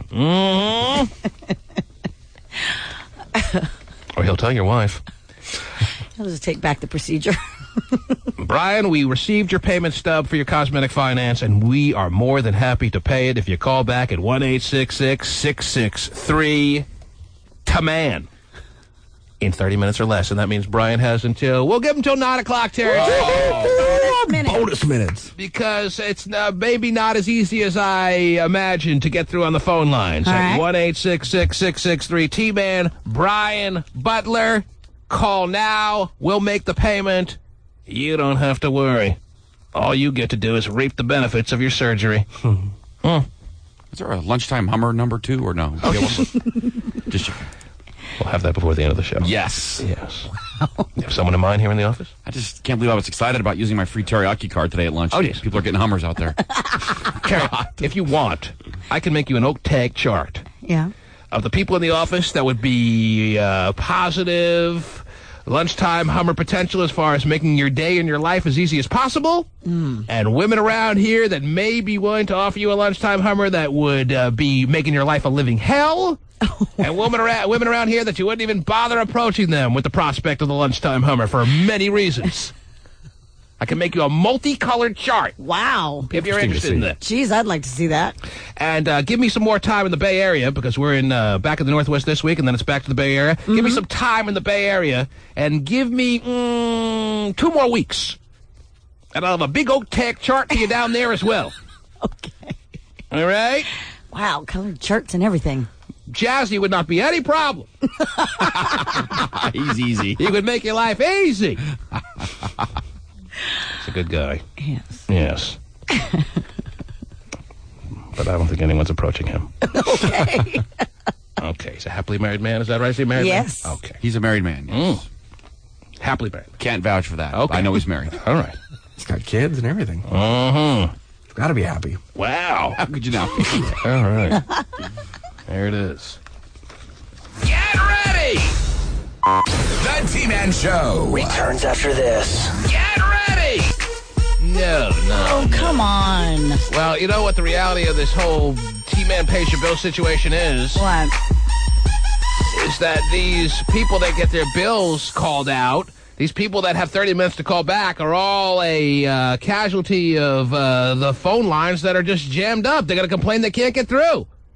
Jay Knott probably couldn't get through, and now where is there a phone line for Brian Butler to call on? That's a tough show, man. Here I can sit here condemning Brian Butler for not calling back in 30 minutes or less, but how is he supposed to? Unless we give the hotline to these people whose bill we call out. Look at Pacey already shaking his head. No. Unless we give the hotline for these people to call back on in 30 minutes or less, they ain't getting through. Right. We got to change the whole scope of the T-Man pays your bills. The rules will be completely different tomorrow. The first person to come down to the studio and eat a bag of spinach gets their bill paid. Oh, is there still a spinach crisis in the world, Terry? Of course there is, but they think that they've isolated it down in California somewhere. They've narrowed it down to, but if you're in, let's say, Algonquin, Maine today, are you eating a bag of spinach or no? I'm not. That'd be kind of cool if we have people down here and play spinach roulette. Oh, yeah. And if you don't die, we'll pay your bill. Wow. How many days do you give them to die? Like right there, they have to die? They have to die right there. Wow. E. coli takes a little bit. We'll pay your bill, but we'll cancel the check if you die 3 days later. So we have 3 bags of spinach and 3 contestants. Oh, there you go. And if they're willing to eat a bag of spinach, we'll pay their... That's the only way we can play this game as far as I see it. There's still a spinach ban? Well, they're usually with the mad cow and the spinach and the E. coli problems of the world, they get taken care of. This has been going on almost 2 weeks now. Right. Well, they've we haven't gotten the all clear on the spinach. No. Well, they've let like restaurants and such serve it as long as it doesn't come from the area that they've isolated. But it's still a major issue. Oh, sure. It's a long one. It is. I don't know what I'm going to do without my spinach, Terry. Yeah, that's what you get for eating vegetables, jackasses. The most fascinating part of the spinach ban to me is... You want to know what the fascinating part to me is, Terry? What is that? Is that Brutus can now screw olive oil, and there's not a damn thing that Popeye can do about it. Oh, that's a good point. Nothing. Nothing. Not a thing. He's not really that big. He's helpless. Yeah. His name was Brutus, right? Yeah. I was trying to figure that out. There was 2, I think. Bluto and Brutus, I think. Oh, Bluto? Well, I knew Brutus didn't sound right. No, I think there was a Brutus. Would have been a hell of a joke if I nailed his name right. I think there were 2. Really? I was always confused. They I thought it looked was the same. Bluto, though. Oh, Bluto? I think you're right. I think it's Bluto. But no, I think there's a Brutus, too. But I don't know if he was hot for olive oil. He didn't just fight one guy. Well, I think he fought one guy. That was like his main... Oh, you know what? Let's discuss this another time. Fact is, he has no strength. I have calls to get to. I almost feel like I have to go right to these phone lines to take some calls to free up some lines so that Brian Butler in his remaining minutes to get through to pay his bill can get through. All right. But if you have a quick story, hit me with it, and then I'll go back to the phones. What do you have? Like something 30 seconds or less? Well, I don't know if it's 30 seconds or less, but I'll try and make it as such. Well, then let me go to the phones. Okay. 1-866-663-T-Man, and Mike is on the line. Good morning, Mike. Hey, T-Man. How are you, sir? How are you? I'm good, man. How you doing? Good. Nice to talk to you, Mike. Good. Good. I just had a little comment about the repercussions of cheating on your wife. A lot of people are fascinated by this this email that has inspired a lot of phone calls that have led to Brian Butler being impotent as far as being able to get through to the program. Go ahead, yes, Mike. Yeah, I never suffered any. Can I call you Brutus? You can call me whatever you like, man. You cheated on your girlfriend or wife or what? My wife. Your wife. You cheated on her? I did. And never dealt with any repercussions. She's clueless. She's in the dark to this day. No repercussions at all. And are you really proud of that? Am I proud of it? No. You're actually the first person I ever told. But proud wouldn't be the word. Happy? Yeah. Terry's felt that you've gotten a free ride on a guilt-free path, and she's ready to try to put a little bump in your road if she can help it right now. Asking you if you're proud. Of course he's proud. Well, eventually, you may have gotten away right now with it, but eventually something's going to happen where... If it doesn't haunt him now, it'll haunt him in the afterlife? Yep. So he's never scot-free on this? Never. Sorry.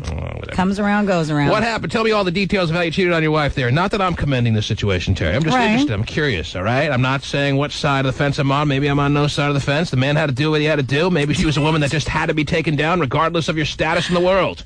Why is it a have-to situation? I don't Because, Terry, get that. don't deny to me that as married as you claim you are, that there are some guys in this world that regardless of what's going on in your life, that you have no choice but to take down. All right, guys, move it. I'm taking her down. Sorry, I do have a choice. Tell me about the details of what happened when you realized there was a woman out there that needed to be brought the ruckus. Well, it's actually a funny story. You know that there's a casino right there on 512 in South Tacoma Way? All right, yes. We went down there to the parking lot, and there was this really drunk woman inside getting real wasted, and she's flashing everybody. She ends up coming to our table, and we bought her a couple of drinks. Me and my coworker were there having a good drink. Yes, because she wasn't buzzed enough, Terry. I guess not. All right. And we get her to go out to the parking lot with us, and we do her right there in my car, me and my friend. So you took turns on her? Yeah, no, at the same time, bud. Wow. Same time. I'm in the front seat. Well, in some sense, I'm sure there was a turn-taking moment right during the whole... And switch. And he's in the back seat. And rotate. I'm out. Do you sing that song like they do in volleyball when the girls play? Side out and rotate. All right, never mind. Congratulations on that, Mike. Your wife never has figured out a damn thing on that, and Terry thinks you should be filled with guilt, and never has. And hopefully, if she's not Terry, watching that's like this one show, of those. That's like one of those stories that even though it happened to Mike, it didn't really happen. It was so ridiculously easy and so almost stupid, but very satisfying nonetheless, that it never really happened. It's not a big deal. No, that's all he can pull, though. Whatever. So which orifice did you get? What's that? Which orifice were you assigned to? Did your friend do the assigning of the orifices, or did you pretty much... She was on me, and then she was servicing him. All right, if you get first pick, I get 2 in a row. And then it's back to the roulette table, Terry. So it didn't really happen. That's just not right. A lot of these cheating on the spouse stories take place at all these new casinos that are popping up. Right. A lot of lives change in many a way at these new little hole-in-the-wall casinos. So thank heavens for that. They're exciting places, Terry. I guess so. Now, am I a proponent of cheating on your wife? Is that what you're getting out of this show? I'm not saying. Well, it's for you to conclude, Terry. All right? If you can get away with it? There's no reason every guy shouldn't get away with it. Every woman shouldn't get away with it, Terry. And women are getting away with it every single day, many times over, all the time. That doesn't mean you're for it, though. Right. But then again, you know, when a woman cheats on her husband, the man totally freaks out like it's the worst sin in the world. Like, how dare she? How could she? And what's wrong with that? How could she?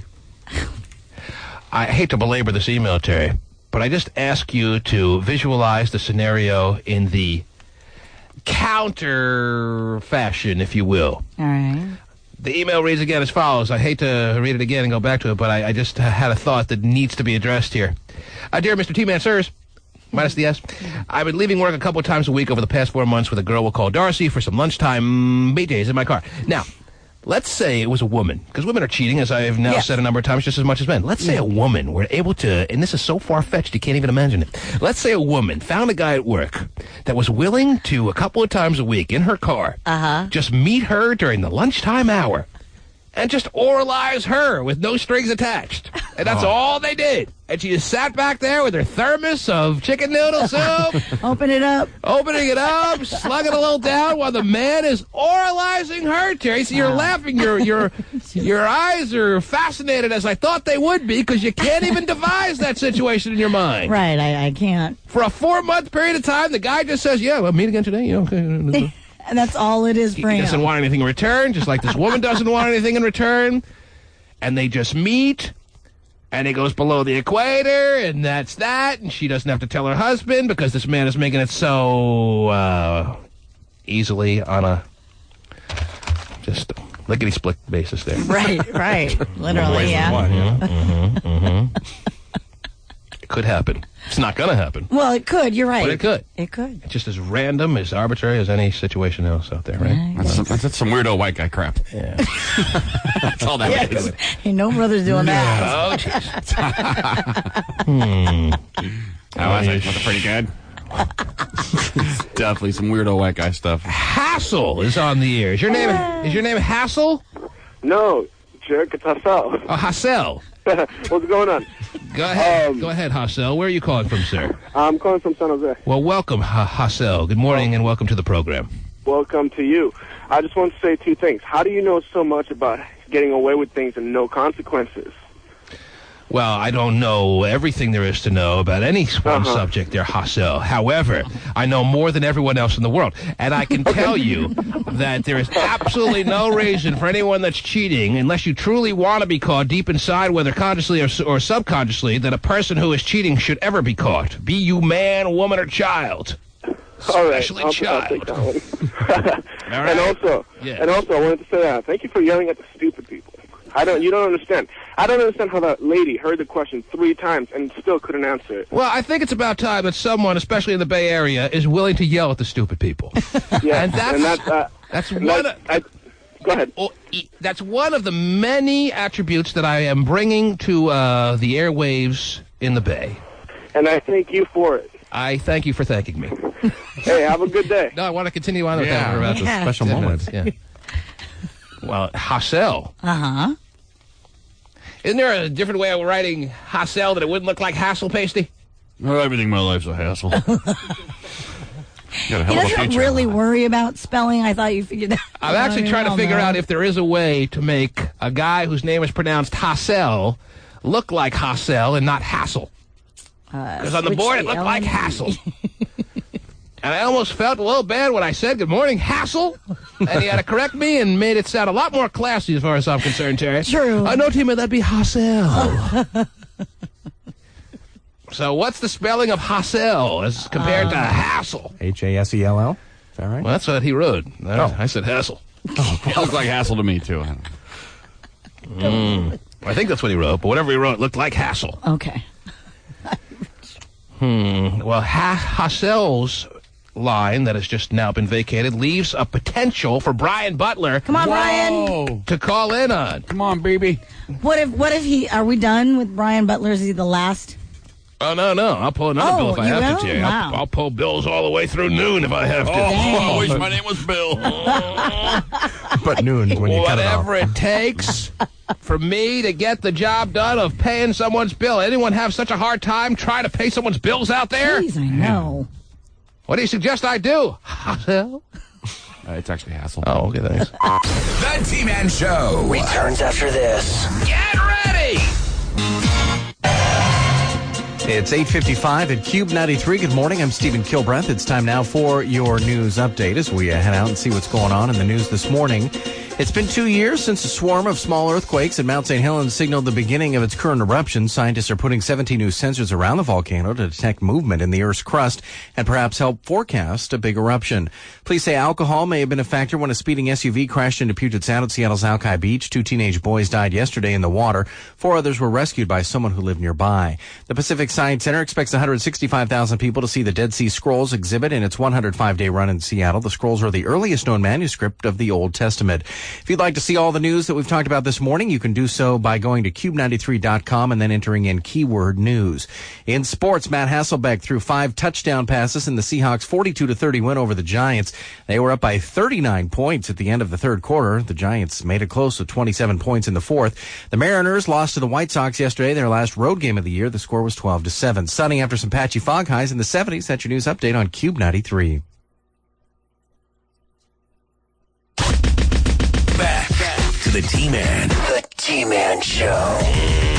The T-Man. On Cube 93.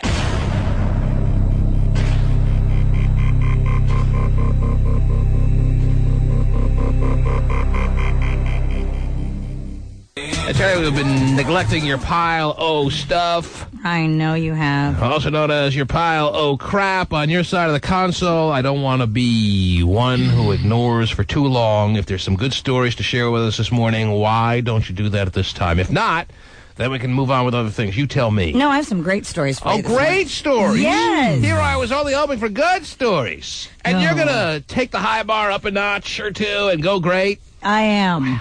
How about Terry Free, ladies and gentlemen? How about a big round of applause? All right, that's already too much. Anyhow. She brings it every day. You know, whatever. Anyway, what do you have there? Please enlighten us. Got a story here about a 60-year-old woman by the name of Ursula Ryder of San Antonio, Texas, who is suing American Airlines because she claims that she was bitten repeatedly by a brown recluse spider, which is like one of the deadliest spiders in the world, on a flight from Germany to Dallas. On a plane? Yes, on a plane. So Samuel L. Jackson has been vindicated as far as I'm concerned then, Terry. Maybe so. The public cruelly ignores one of the greatest movies of all time. Right. And now it's like the filmmakers, Samuel L., the filmmakers foretold the future. They're the prophecy that they presented for all the world to see.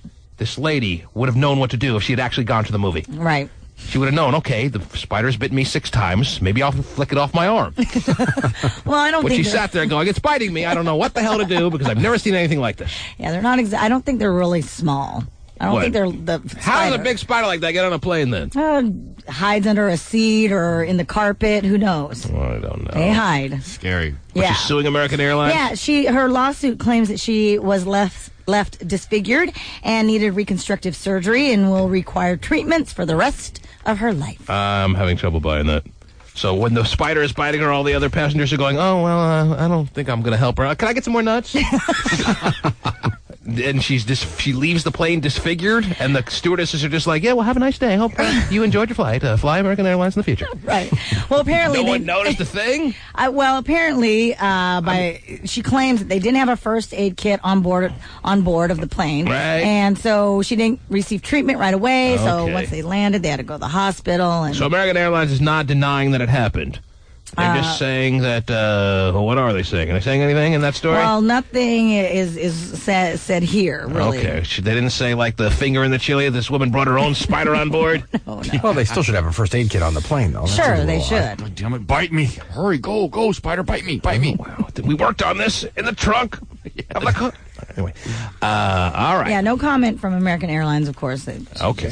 What else? What else is happening? Take a feather and tickle her on the back of the neck with it. Watch her freak out. What is it? Anything else going on in this world of ours? Yeah, something kind of interesting. According to scientists, they have found that you can significantly reduce your risk of getting STDs, including, most importantly, HIV, if you just wash your genital area. Just wash? Yes. We never thought of that. Well, probably you're not washing good enough. Make sure you wash most people well. like to rub soil into their groin after a good bout with a very questionable woman or a man, as the case may be. Right. I never thought to wash. Where are you getting this? Who's saying this? What scientists? The CDC, actually. Oh, the CDC? Yeah. Center of Disease Control. Oh, thank you. I know the CDC. The Center of Disease Control has come out with the breaking news that if you wash your baste, you will have a better chance of getting all the oogies off you and thereby avoiding any STDs that you may not be so desirous of. Right. In fact... That's assuming that you're not, like, welcoming a new STD into your life. If you want to rid yourself of the possibility of getting one... Yeah. Then washing all of your handsomeness will perhaps decrease the chances of you getting what may have been gotten if you didn't wash. Yes, they say significantly it will. Significantly? Yes. So after all the years of studies, all the years of trying to find maybe vaccines, all the years of educating the people of the world, the best and the newest information they've come up with is, well, when you're done screwing around, why don't you wash it a little bit? Well, guess what? I cannot tell you how many nights I've even been willing to stick this thing right in the sink if there was not a shower nearby. All right? So something tells me there have been a lot of people out there that have been washing before this information came out and just on their own instinct thought it might be a good idea. Yeah. Well, here's something else to let you chew on. Oh, the CDC estimates that, that approximately 250,000 Americans have HIV and don't even know it. What was the number? 250,000 Americans. That doesn't sound that high. Seems like a lot to That me. sounds like a lot to me. Actually, that doesn't sound very high to me. I thought it'd be higher than that. That So don't you know?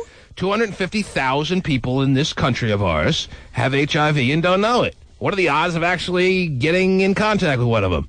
Not too great. So throw your dick around wherever you want. All you got to do is wash it. All you got to do is watch it after the fact. Little Baraxo. Even if on the off chance Yeah.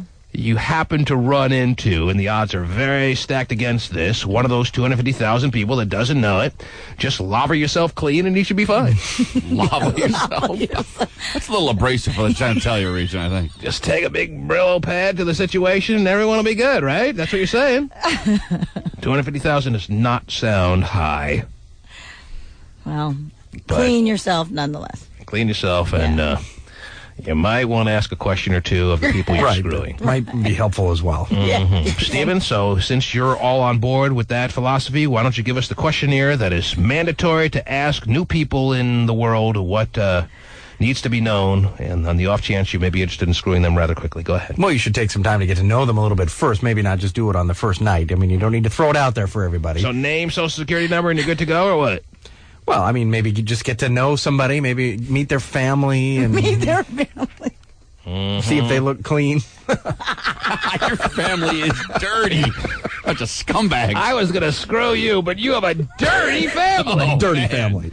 His little brother had dirt on his elbows. I'm out of here. How about visit their house, see how clean they are as a person? Oh, whatever. That's a lot of work.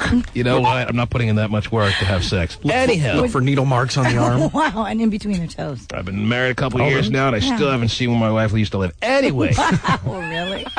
You don't want to know. Too much work. I don't need to be doing work. Not if your health is important to you. I've pretty much constructed my entire life about the non-interest that I have in doing work. All right? I'm not Will and Willie here. I ain't doing work. Will and Willie. We met with Will and Willie last week, Terry. I miss them. They do a lot of work for their show. Yeah, they do. Work that I'm not willing to do. Put on ties. Yes, they do. They put ties on to be on the radio. Now, if that doesn't tell you that they're willing to put in the work necessary, I don't know what does. Yeah. But leave the work to them. I ain't doing it. I'm pissed I have to toast my own bagel sometimes. Put in work. Yeah, in a perfect world, we would have bagel toasters at our disposal. We'd have designated people coming in to tell us that our bagel has been properly toasted and is now ready to be eaten. All right. Now that you're back in Seattle, did they bring you breakfast this morning? Yes, they did. Really? Wow. But it's not worth the loss of Will and Willie in a given week. They did bring it? What else is going on in the world, Terry? I got a story here. Last one, then back to the phones. about the president of the PTA for Lester Elementary School in Jackson, Mississippi. Got in Does a he wash little. his face, Terry? I don't know, Well, but he he's got running the risk of STDs if he's not washing his manhood. Well, he got in a little bit of trouble there because he handed out a survey to some of the parents there in the elementary school to figure out where they could be used as volunteers. Yes. And one of the options, in fact, the last option on the survey said, This is going to be interesting. This is already boring me. Oh, it is? Yeah. It says, no, I do not want to get involved. I want my children to be thieves, drug addicts, and prostitutes. So the suggestion is that if you're not involved in the PTA, your children will be thieves, drug addicts, or prostitutes. Right. Uh-huh. Ticked off a few parents who didn't want to volunteer. Well, probably right. And even if they do volunteer, he's probably right. A lot more than 250,000 thieves, drug addicts, and prostitutes out there, I can tell you that. Yeah, they all know it. Willie. Yes. Okay, now where to go here? Where to go on these phone lines? I'm looking to see if on any of these phone lines is our friend, what was his name again? Brian Butler, who has like 20 seconds left to call in for his bill being paid. All right. And it doesn't look like that's happening. Because I see Nikki, I see Diane, I see Julian, I see Maureen, I see all kinds of calls. I don't see a double B, a Brian, a Butler. If you're going to send in the bill, geez, be ready. Be ready with your bill, Brian Butler. So let's... when you call it at 8:30. Let's start with Nikki. You're on the air. Good morning, Nikki. What's up, T-Man? How are you, love? Just fine. How y'all? Oh, you sound nice today. Oh, I look nice today. Oh, is that right? Wow. Yeah. So it's the double whammy of not only sounding nice, but looking nice. Nikki is going to have a great week, Terry. I'll tell you. Mm-hmm. How nice do you look? I look really... I'm in my fatigues right now. So. Really? Are you a military lady? You just like running around the house in them? I'm a military Oh, you lady. are? Yes. Well, that kind of ruins it. But go ahead. Wow, but she looks nice. I'd rather have the woman who calls up just having the urge to put on her fatigues and run around the house nonstop, Terry. In stilettos. Yes. Now we're talking. No, I'm just kidding. Oh, I wish you still. Not really. So are you at work right now? Are you on your way, or what's the deal? I'm in my office. Yeah, I'm at work. Wow, offices. In the military. Military. Mm-hmm. And what can we do for you today? Okay, I just want to comment very quickly on the little subject this morning about the guy that's getting all the action in his car. Yeah, she's getting a lot of action. Yes. And it sounds like some ladies out there are a little pissed off that wait. this man is getting action and hasn't had to deal with any real consequences yet. People don't like a free ride. People don't like. People don't appreciate. Instead of applauding this man for saying, "Hey, you know way what? to make it happen where your life is such that you got a happy home and you're still getting through the workday as best you can there." Instead of people suggesting, "All right, well, I appreciate that man and I commend him for being able to work out that situation," people are irate. How could this man do such a thing? No. He should be dealing with the consequences. No. No. All right, what do you want to say then? This is what I want to say, T-Man. Yes. I am so sick and tired of females putting themselves in those positions, and then they don't get what they think they should get. They want to run and tell a wife, "I'm married." I wish a female would have the nerves to tell me something that she's doing with my husband. There would be a misunderstanding. Because you're just waiting on that call, huh? You know it's only a matter of time. Oh, yeah. Yeah, I mean, okay, you're a hooch. The man takes you to the car, treats you like a hooch. Then you want to tell, "No, baby, you got what you wanted. You got your mouth dirty." Well, why are you calling her a hooch? Why isn't he as big a hooch as she is, and then some? You know why? Because some things you expect men to do something. Wow, so you expect your husband to cheat on you at any given moment? So, you know what, to the point Terry? I don't know she's what waiting word, by the phone, baby, Terry. Terry, I don't know what world you live in, baby, but a man is going to be a man at some point in his life. But there are a lot of men out there, believe it or not, who, regardless of the situation they're put in, will not step over that line. But you know what? And that's why women that know that married men are out there should sit their butts down and be women. Terry, cheating on a spouse is all about opportunity. You just made a statement. It sounded all well and good. Actually, there was a few flubs in there, but you're not cornering the market on that. Typical. It sounded all well and good, but it couldn't have been further from the truth. Because I will tell you the realistic way about this world right now. I'll tell you the reality of the situation. Cheating on a spouse will always come down to opportunity. if you really know, and you'll never know with 100% certainty, but if you did hypothetically know with 100% certainty that you could get away with it, and the person in question that you could cheat with does it for you in every way, shape, and form, you would do it in a heartbeat? Or at least take a couple of seconds to think it over, and then do it every time. Even take someone like Kilbreath. Happiest married man, or so he portrays himself as, and there's no reason to think otherwise. Right. We have all bought into the line of crap that he is the happiest man in the world when it comes to his marriage. You bought into it, huh? Absolutely, and I will not be one to refute you on that claim, Stephen. It seems like everything is on the level there. However, and again, this always has to be hypothetical because there's never a 100% guarantee. But if there was a 100% guarantee that not only will his wife never find out, but neither would we, and that's a very important part of it to him because he knows I would never let him live it down.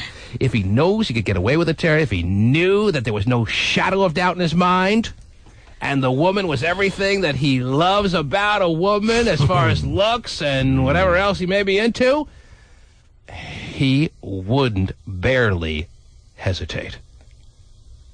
I almost said wouldn't hesitate, but he would barely hesitate. But then... Take a quick sec. If he knew he could get away with it, he would. Wow. They probably shouldn't be doing this. Right. But boy, this really feels terrific. It feels terrific. And gee, does your hair smell terrific? The inner demons would not be able to allow that to happen. I can't even imagine that. Oh, it's probably...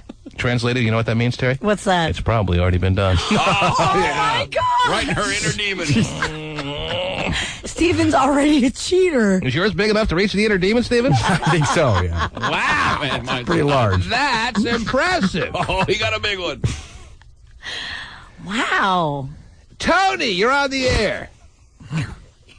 Well, let me go to Diane. She's been waiting longer. Yes, Diane, go ahead.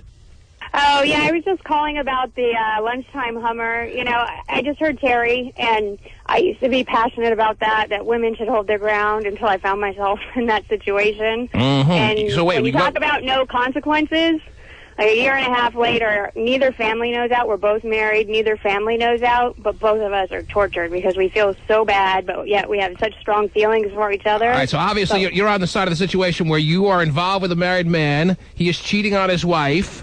Are you married as well? Yep. You're married as well. You've been cheating with this guy for a year and a half, and it took a year and a half for the guilt to really come to a head like some real disgusting-looking pimple, and now you are overloaded with guilt, and although you haven't been caught, you are overrun with all kinds of bad feelings about what you've done. But that, and then on top of that, there's so many strong feelings between me and him that, we've tried to cut it off between us. Oh, I see. We're totally miserable, and that yet neither one of us wanted to break up each other's families. So there are consequences. I mean, both of us are just like, and we deserve it. The time you spend away from your spouse, the time you spend away from your husband and with this married man is 10 times as good as the time you spend with your husband. Is that fair to say or no? That is fair to say. That's fair to say. But not to the point where you can allow yourself to both get divorced and then run away together and have that cheater's happy ending. Not because there's too many children involved. How many kids? Too many. 6 total. Wow. That is unbelievable. What a story, Terry. I'll tell you this. Let me just make this very clear. What's that? And Stephen should be well aware of this in case he ever finds himself in the situation I just spelled out for him a couple of minutes ago. Cheating is not for everybody. Okay? Yeah. Some may get too emotionally invested. Some may get too filled with guilt. Some may not be able to talk themselves out of a tight spot. There's a lot of reasons why you better check yourself. And then about the psycho women, let me just tell you, when I try and break it off, it's like, oh, my God, he comes back and he can't, he's all emotionally distraught, and then I got the guilt from dealing with that. It's just... Diane, I don't see you on caller ID. Are you calling from the Bay Area or are you calling from the Northwest? Bay Area. Okay, we got to get back down there sooner than I thought, Terry. I thought if you were married and you cheat with a married person, it doesn't count. Oh, it cancels each other out? Is that your justification? Well, it's safer. Is it safer? Oh, are you kidding me? It's so much safer. If you're a married person, you should only, if you really are concerned about safety, you should only cheat with another married person. Exactly. Someone who's got as much to lose as you do. Telling you. Who's got the bigger schlong, your husband or the guy you're cheating with? I'm not going into that. Well, obviously. We know who it is. How much bigger? We don't need to go into it because we already got the answer. How much bigger is the guy you're cheating with than your husband? Is your husband just, being towered over by this guy or what? No, I'd have to say they're both equal in that department. Really? Yeah. Well, but the other guy gives you better sex even though they're equal in size. Exactly. But it's not just the sex with you anymore, is it? You're not just doing not at all. You're not just doing sexual getaways for an hour here or an hour there. You're going on like evenings with this guy you're cheating with. No, actually, it's very short term. It's hours here and there, just because it we're is both overextended but on the phone a lot. Yeah. You're on the phone a lot at work. You're talking to him, and who's suspicious of you? Someone at work must be suspicious. You must have told a close friend the situation. Well, who knows? People from the time that they met us are just like instant chemistry. There's something between you guys. There's just like some instant chemistry. Like even before anything was going on. Like we're like, what are you talking about? And it's kind of weird. Yeah. Year and a half, Terry. So they pushed you into it. It's not your fault. After a year and a half of cheating with each other, how often do you, let's say this week, how often will you guys get together to do it? 2-3 times. 2 or 3 times this week. Yeah. Mm-hmm. Well, do you have the days and the time scheduled so I can send you good vibes? Yeah. All right. You don't? Oh, okay. Guess not. Is it mostly done in a car or at a hotel? Where does he take you? Both. Where is it better for you? Hotel, for sure. Is he raw dogging you? You know what? Time for me to go. Oh, jeez. That would be a yes. Yeah. Well, the question was, maybe the people in the Bay Area aren't familiar with my terminology, Terry. Are you making them use a condom? Yeah. You are? All the time? Right. No. Okay. But they wash really good. So he is raw dogging her. She washes really good. Yeah, That's Coach nice. is the one eye opener. Wow. Well, Diane, it sounds like you're filled with a little bit of stress over the situation. Yeah. And I don't know what the end result is going to be. You obviously don't know what the end result is going to be, but... don't recommend it for anyone else. That's what I can tell you. You are telling people out there that it's not all it's cracked up to be. Is that it? Yep, exactly. Dirty Diane wants you to hear her words of advice that you may get in more than you bargained for. Exactly. So if you could turn back the clock, you would have never gotten involved with this? I bet your answer to that is going to be no. You're right. The answer would be no. See? Does the T-Man know or what? As much stress as it sounds like she's dealing with right now, if she could turn back the clock a year and a half, she would start all over again. She wouldn't have denied herself this year and a half of fun and stress. But I wouldn't do it again with a new one. I would not go down this path again. No. Well, that's because you don't have to. You got this guy right now you're still exactly all in with. If you had to pick one, are you closer to telling your husband or are you closer to going with the boyfriend? Wow. Good question. I'd be closer to telling the husband if try to make it work. Families. You're closer to calling it off with this guy than you are telling your husband the situation and moving on. Probably, yes. And your husband is just clueless? He has no understanding of what his wife is doing for a year and a half? Nope. Then he gets what's coming to him, Terry.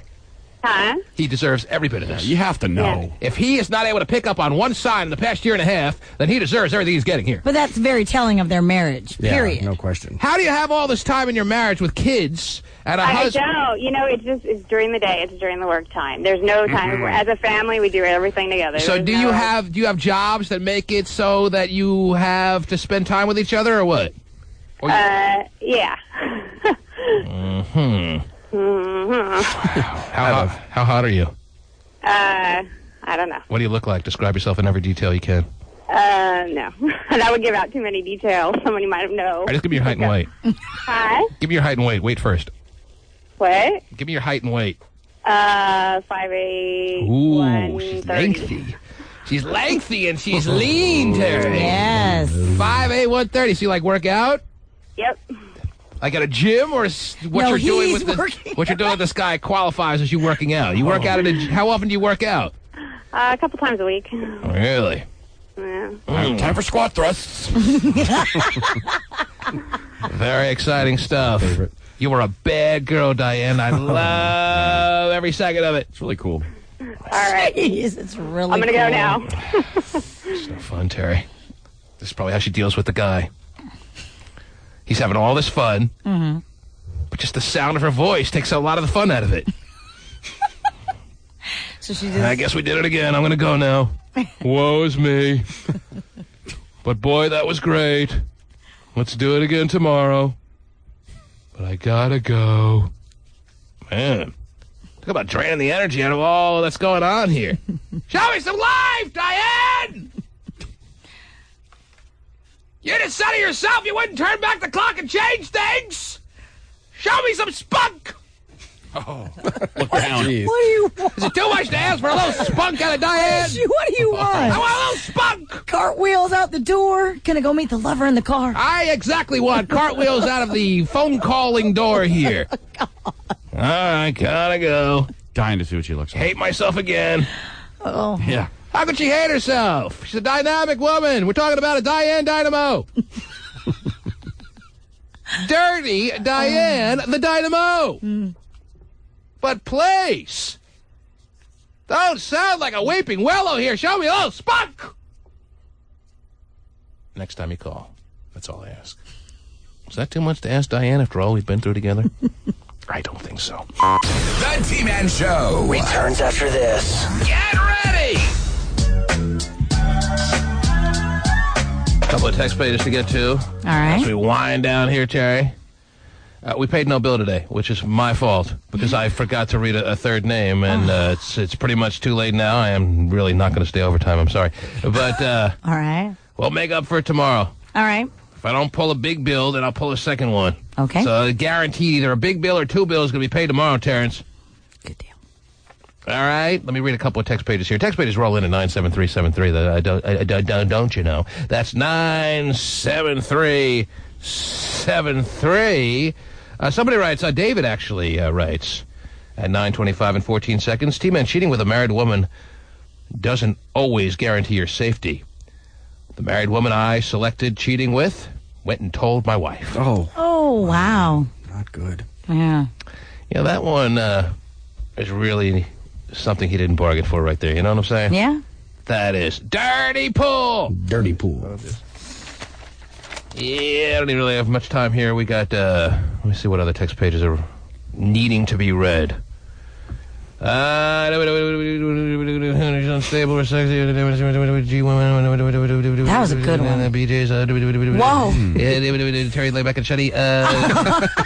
Oh, here's one. Here's an interesting one. 8:56 and 39 seconds. Watching the Huskies win on Saturday made me want Steven's hot buttery love more than ever before. Me too, by the way. Now, Steven. I enjoyed that as well. Trust me, while that game was going on, Steve was enjoying some hot buttery popcorn. But I actually did. Hot buttery love. Do you think? Let's play. What are the odds? Let's play that game that's catching on across the nation, Terry, called What Are the Odds? Do you think the odds are favoring that this texter is a female, or is he a very strapping man? Well, you don't even need odds. I'm going to say relatively strapping. I wouldn't go full strapping. Well, let's settle this situation right now. Let's call the number on the text page, a little printout here, and find out the person who wants to make hot buttery love to Stephen Kilbreth. Is it a man or a woman? Let's just call, and all I'll do is listen to the sound of their voice, answer the phone, or hear their voicemail, and we'll have our answer. Sound good to you, Terry? Sounds good. I think we have our answer right now. Before you even call. And your response would be? All man, all the time. It's Scott. Does that work for you, Stephen? Yes. Okay, let's find out. Let's just make it official. Call him the man butter. Hello. See? That was a woman just disguising her voice. It's pasty. Hello. Yes, who's this? No, I guess not. This is Willie. I can't believe it's not woman, Terry. Hello. Not really. Willie, are you the one who wanted to make hot buttery love to Stephen Kilbreth? Oh, yeah. Now, did you mean that, or are you just trying to have a moment here on the program? I want him to give it to me. Oh, God. I'm giving it to him.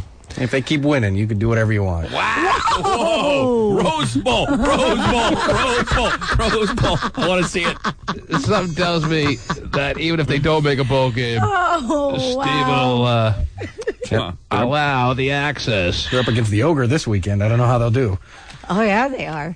Ladies and gentlemen, the fun has just begun for the day on Wild 94.9. You got Christy coming up on Cube 93 here in Seattle. You got who's coming up? Shelly Hart. Yeah. Julie Pilot for years.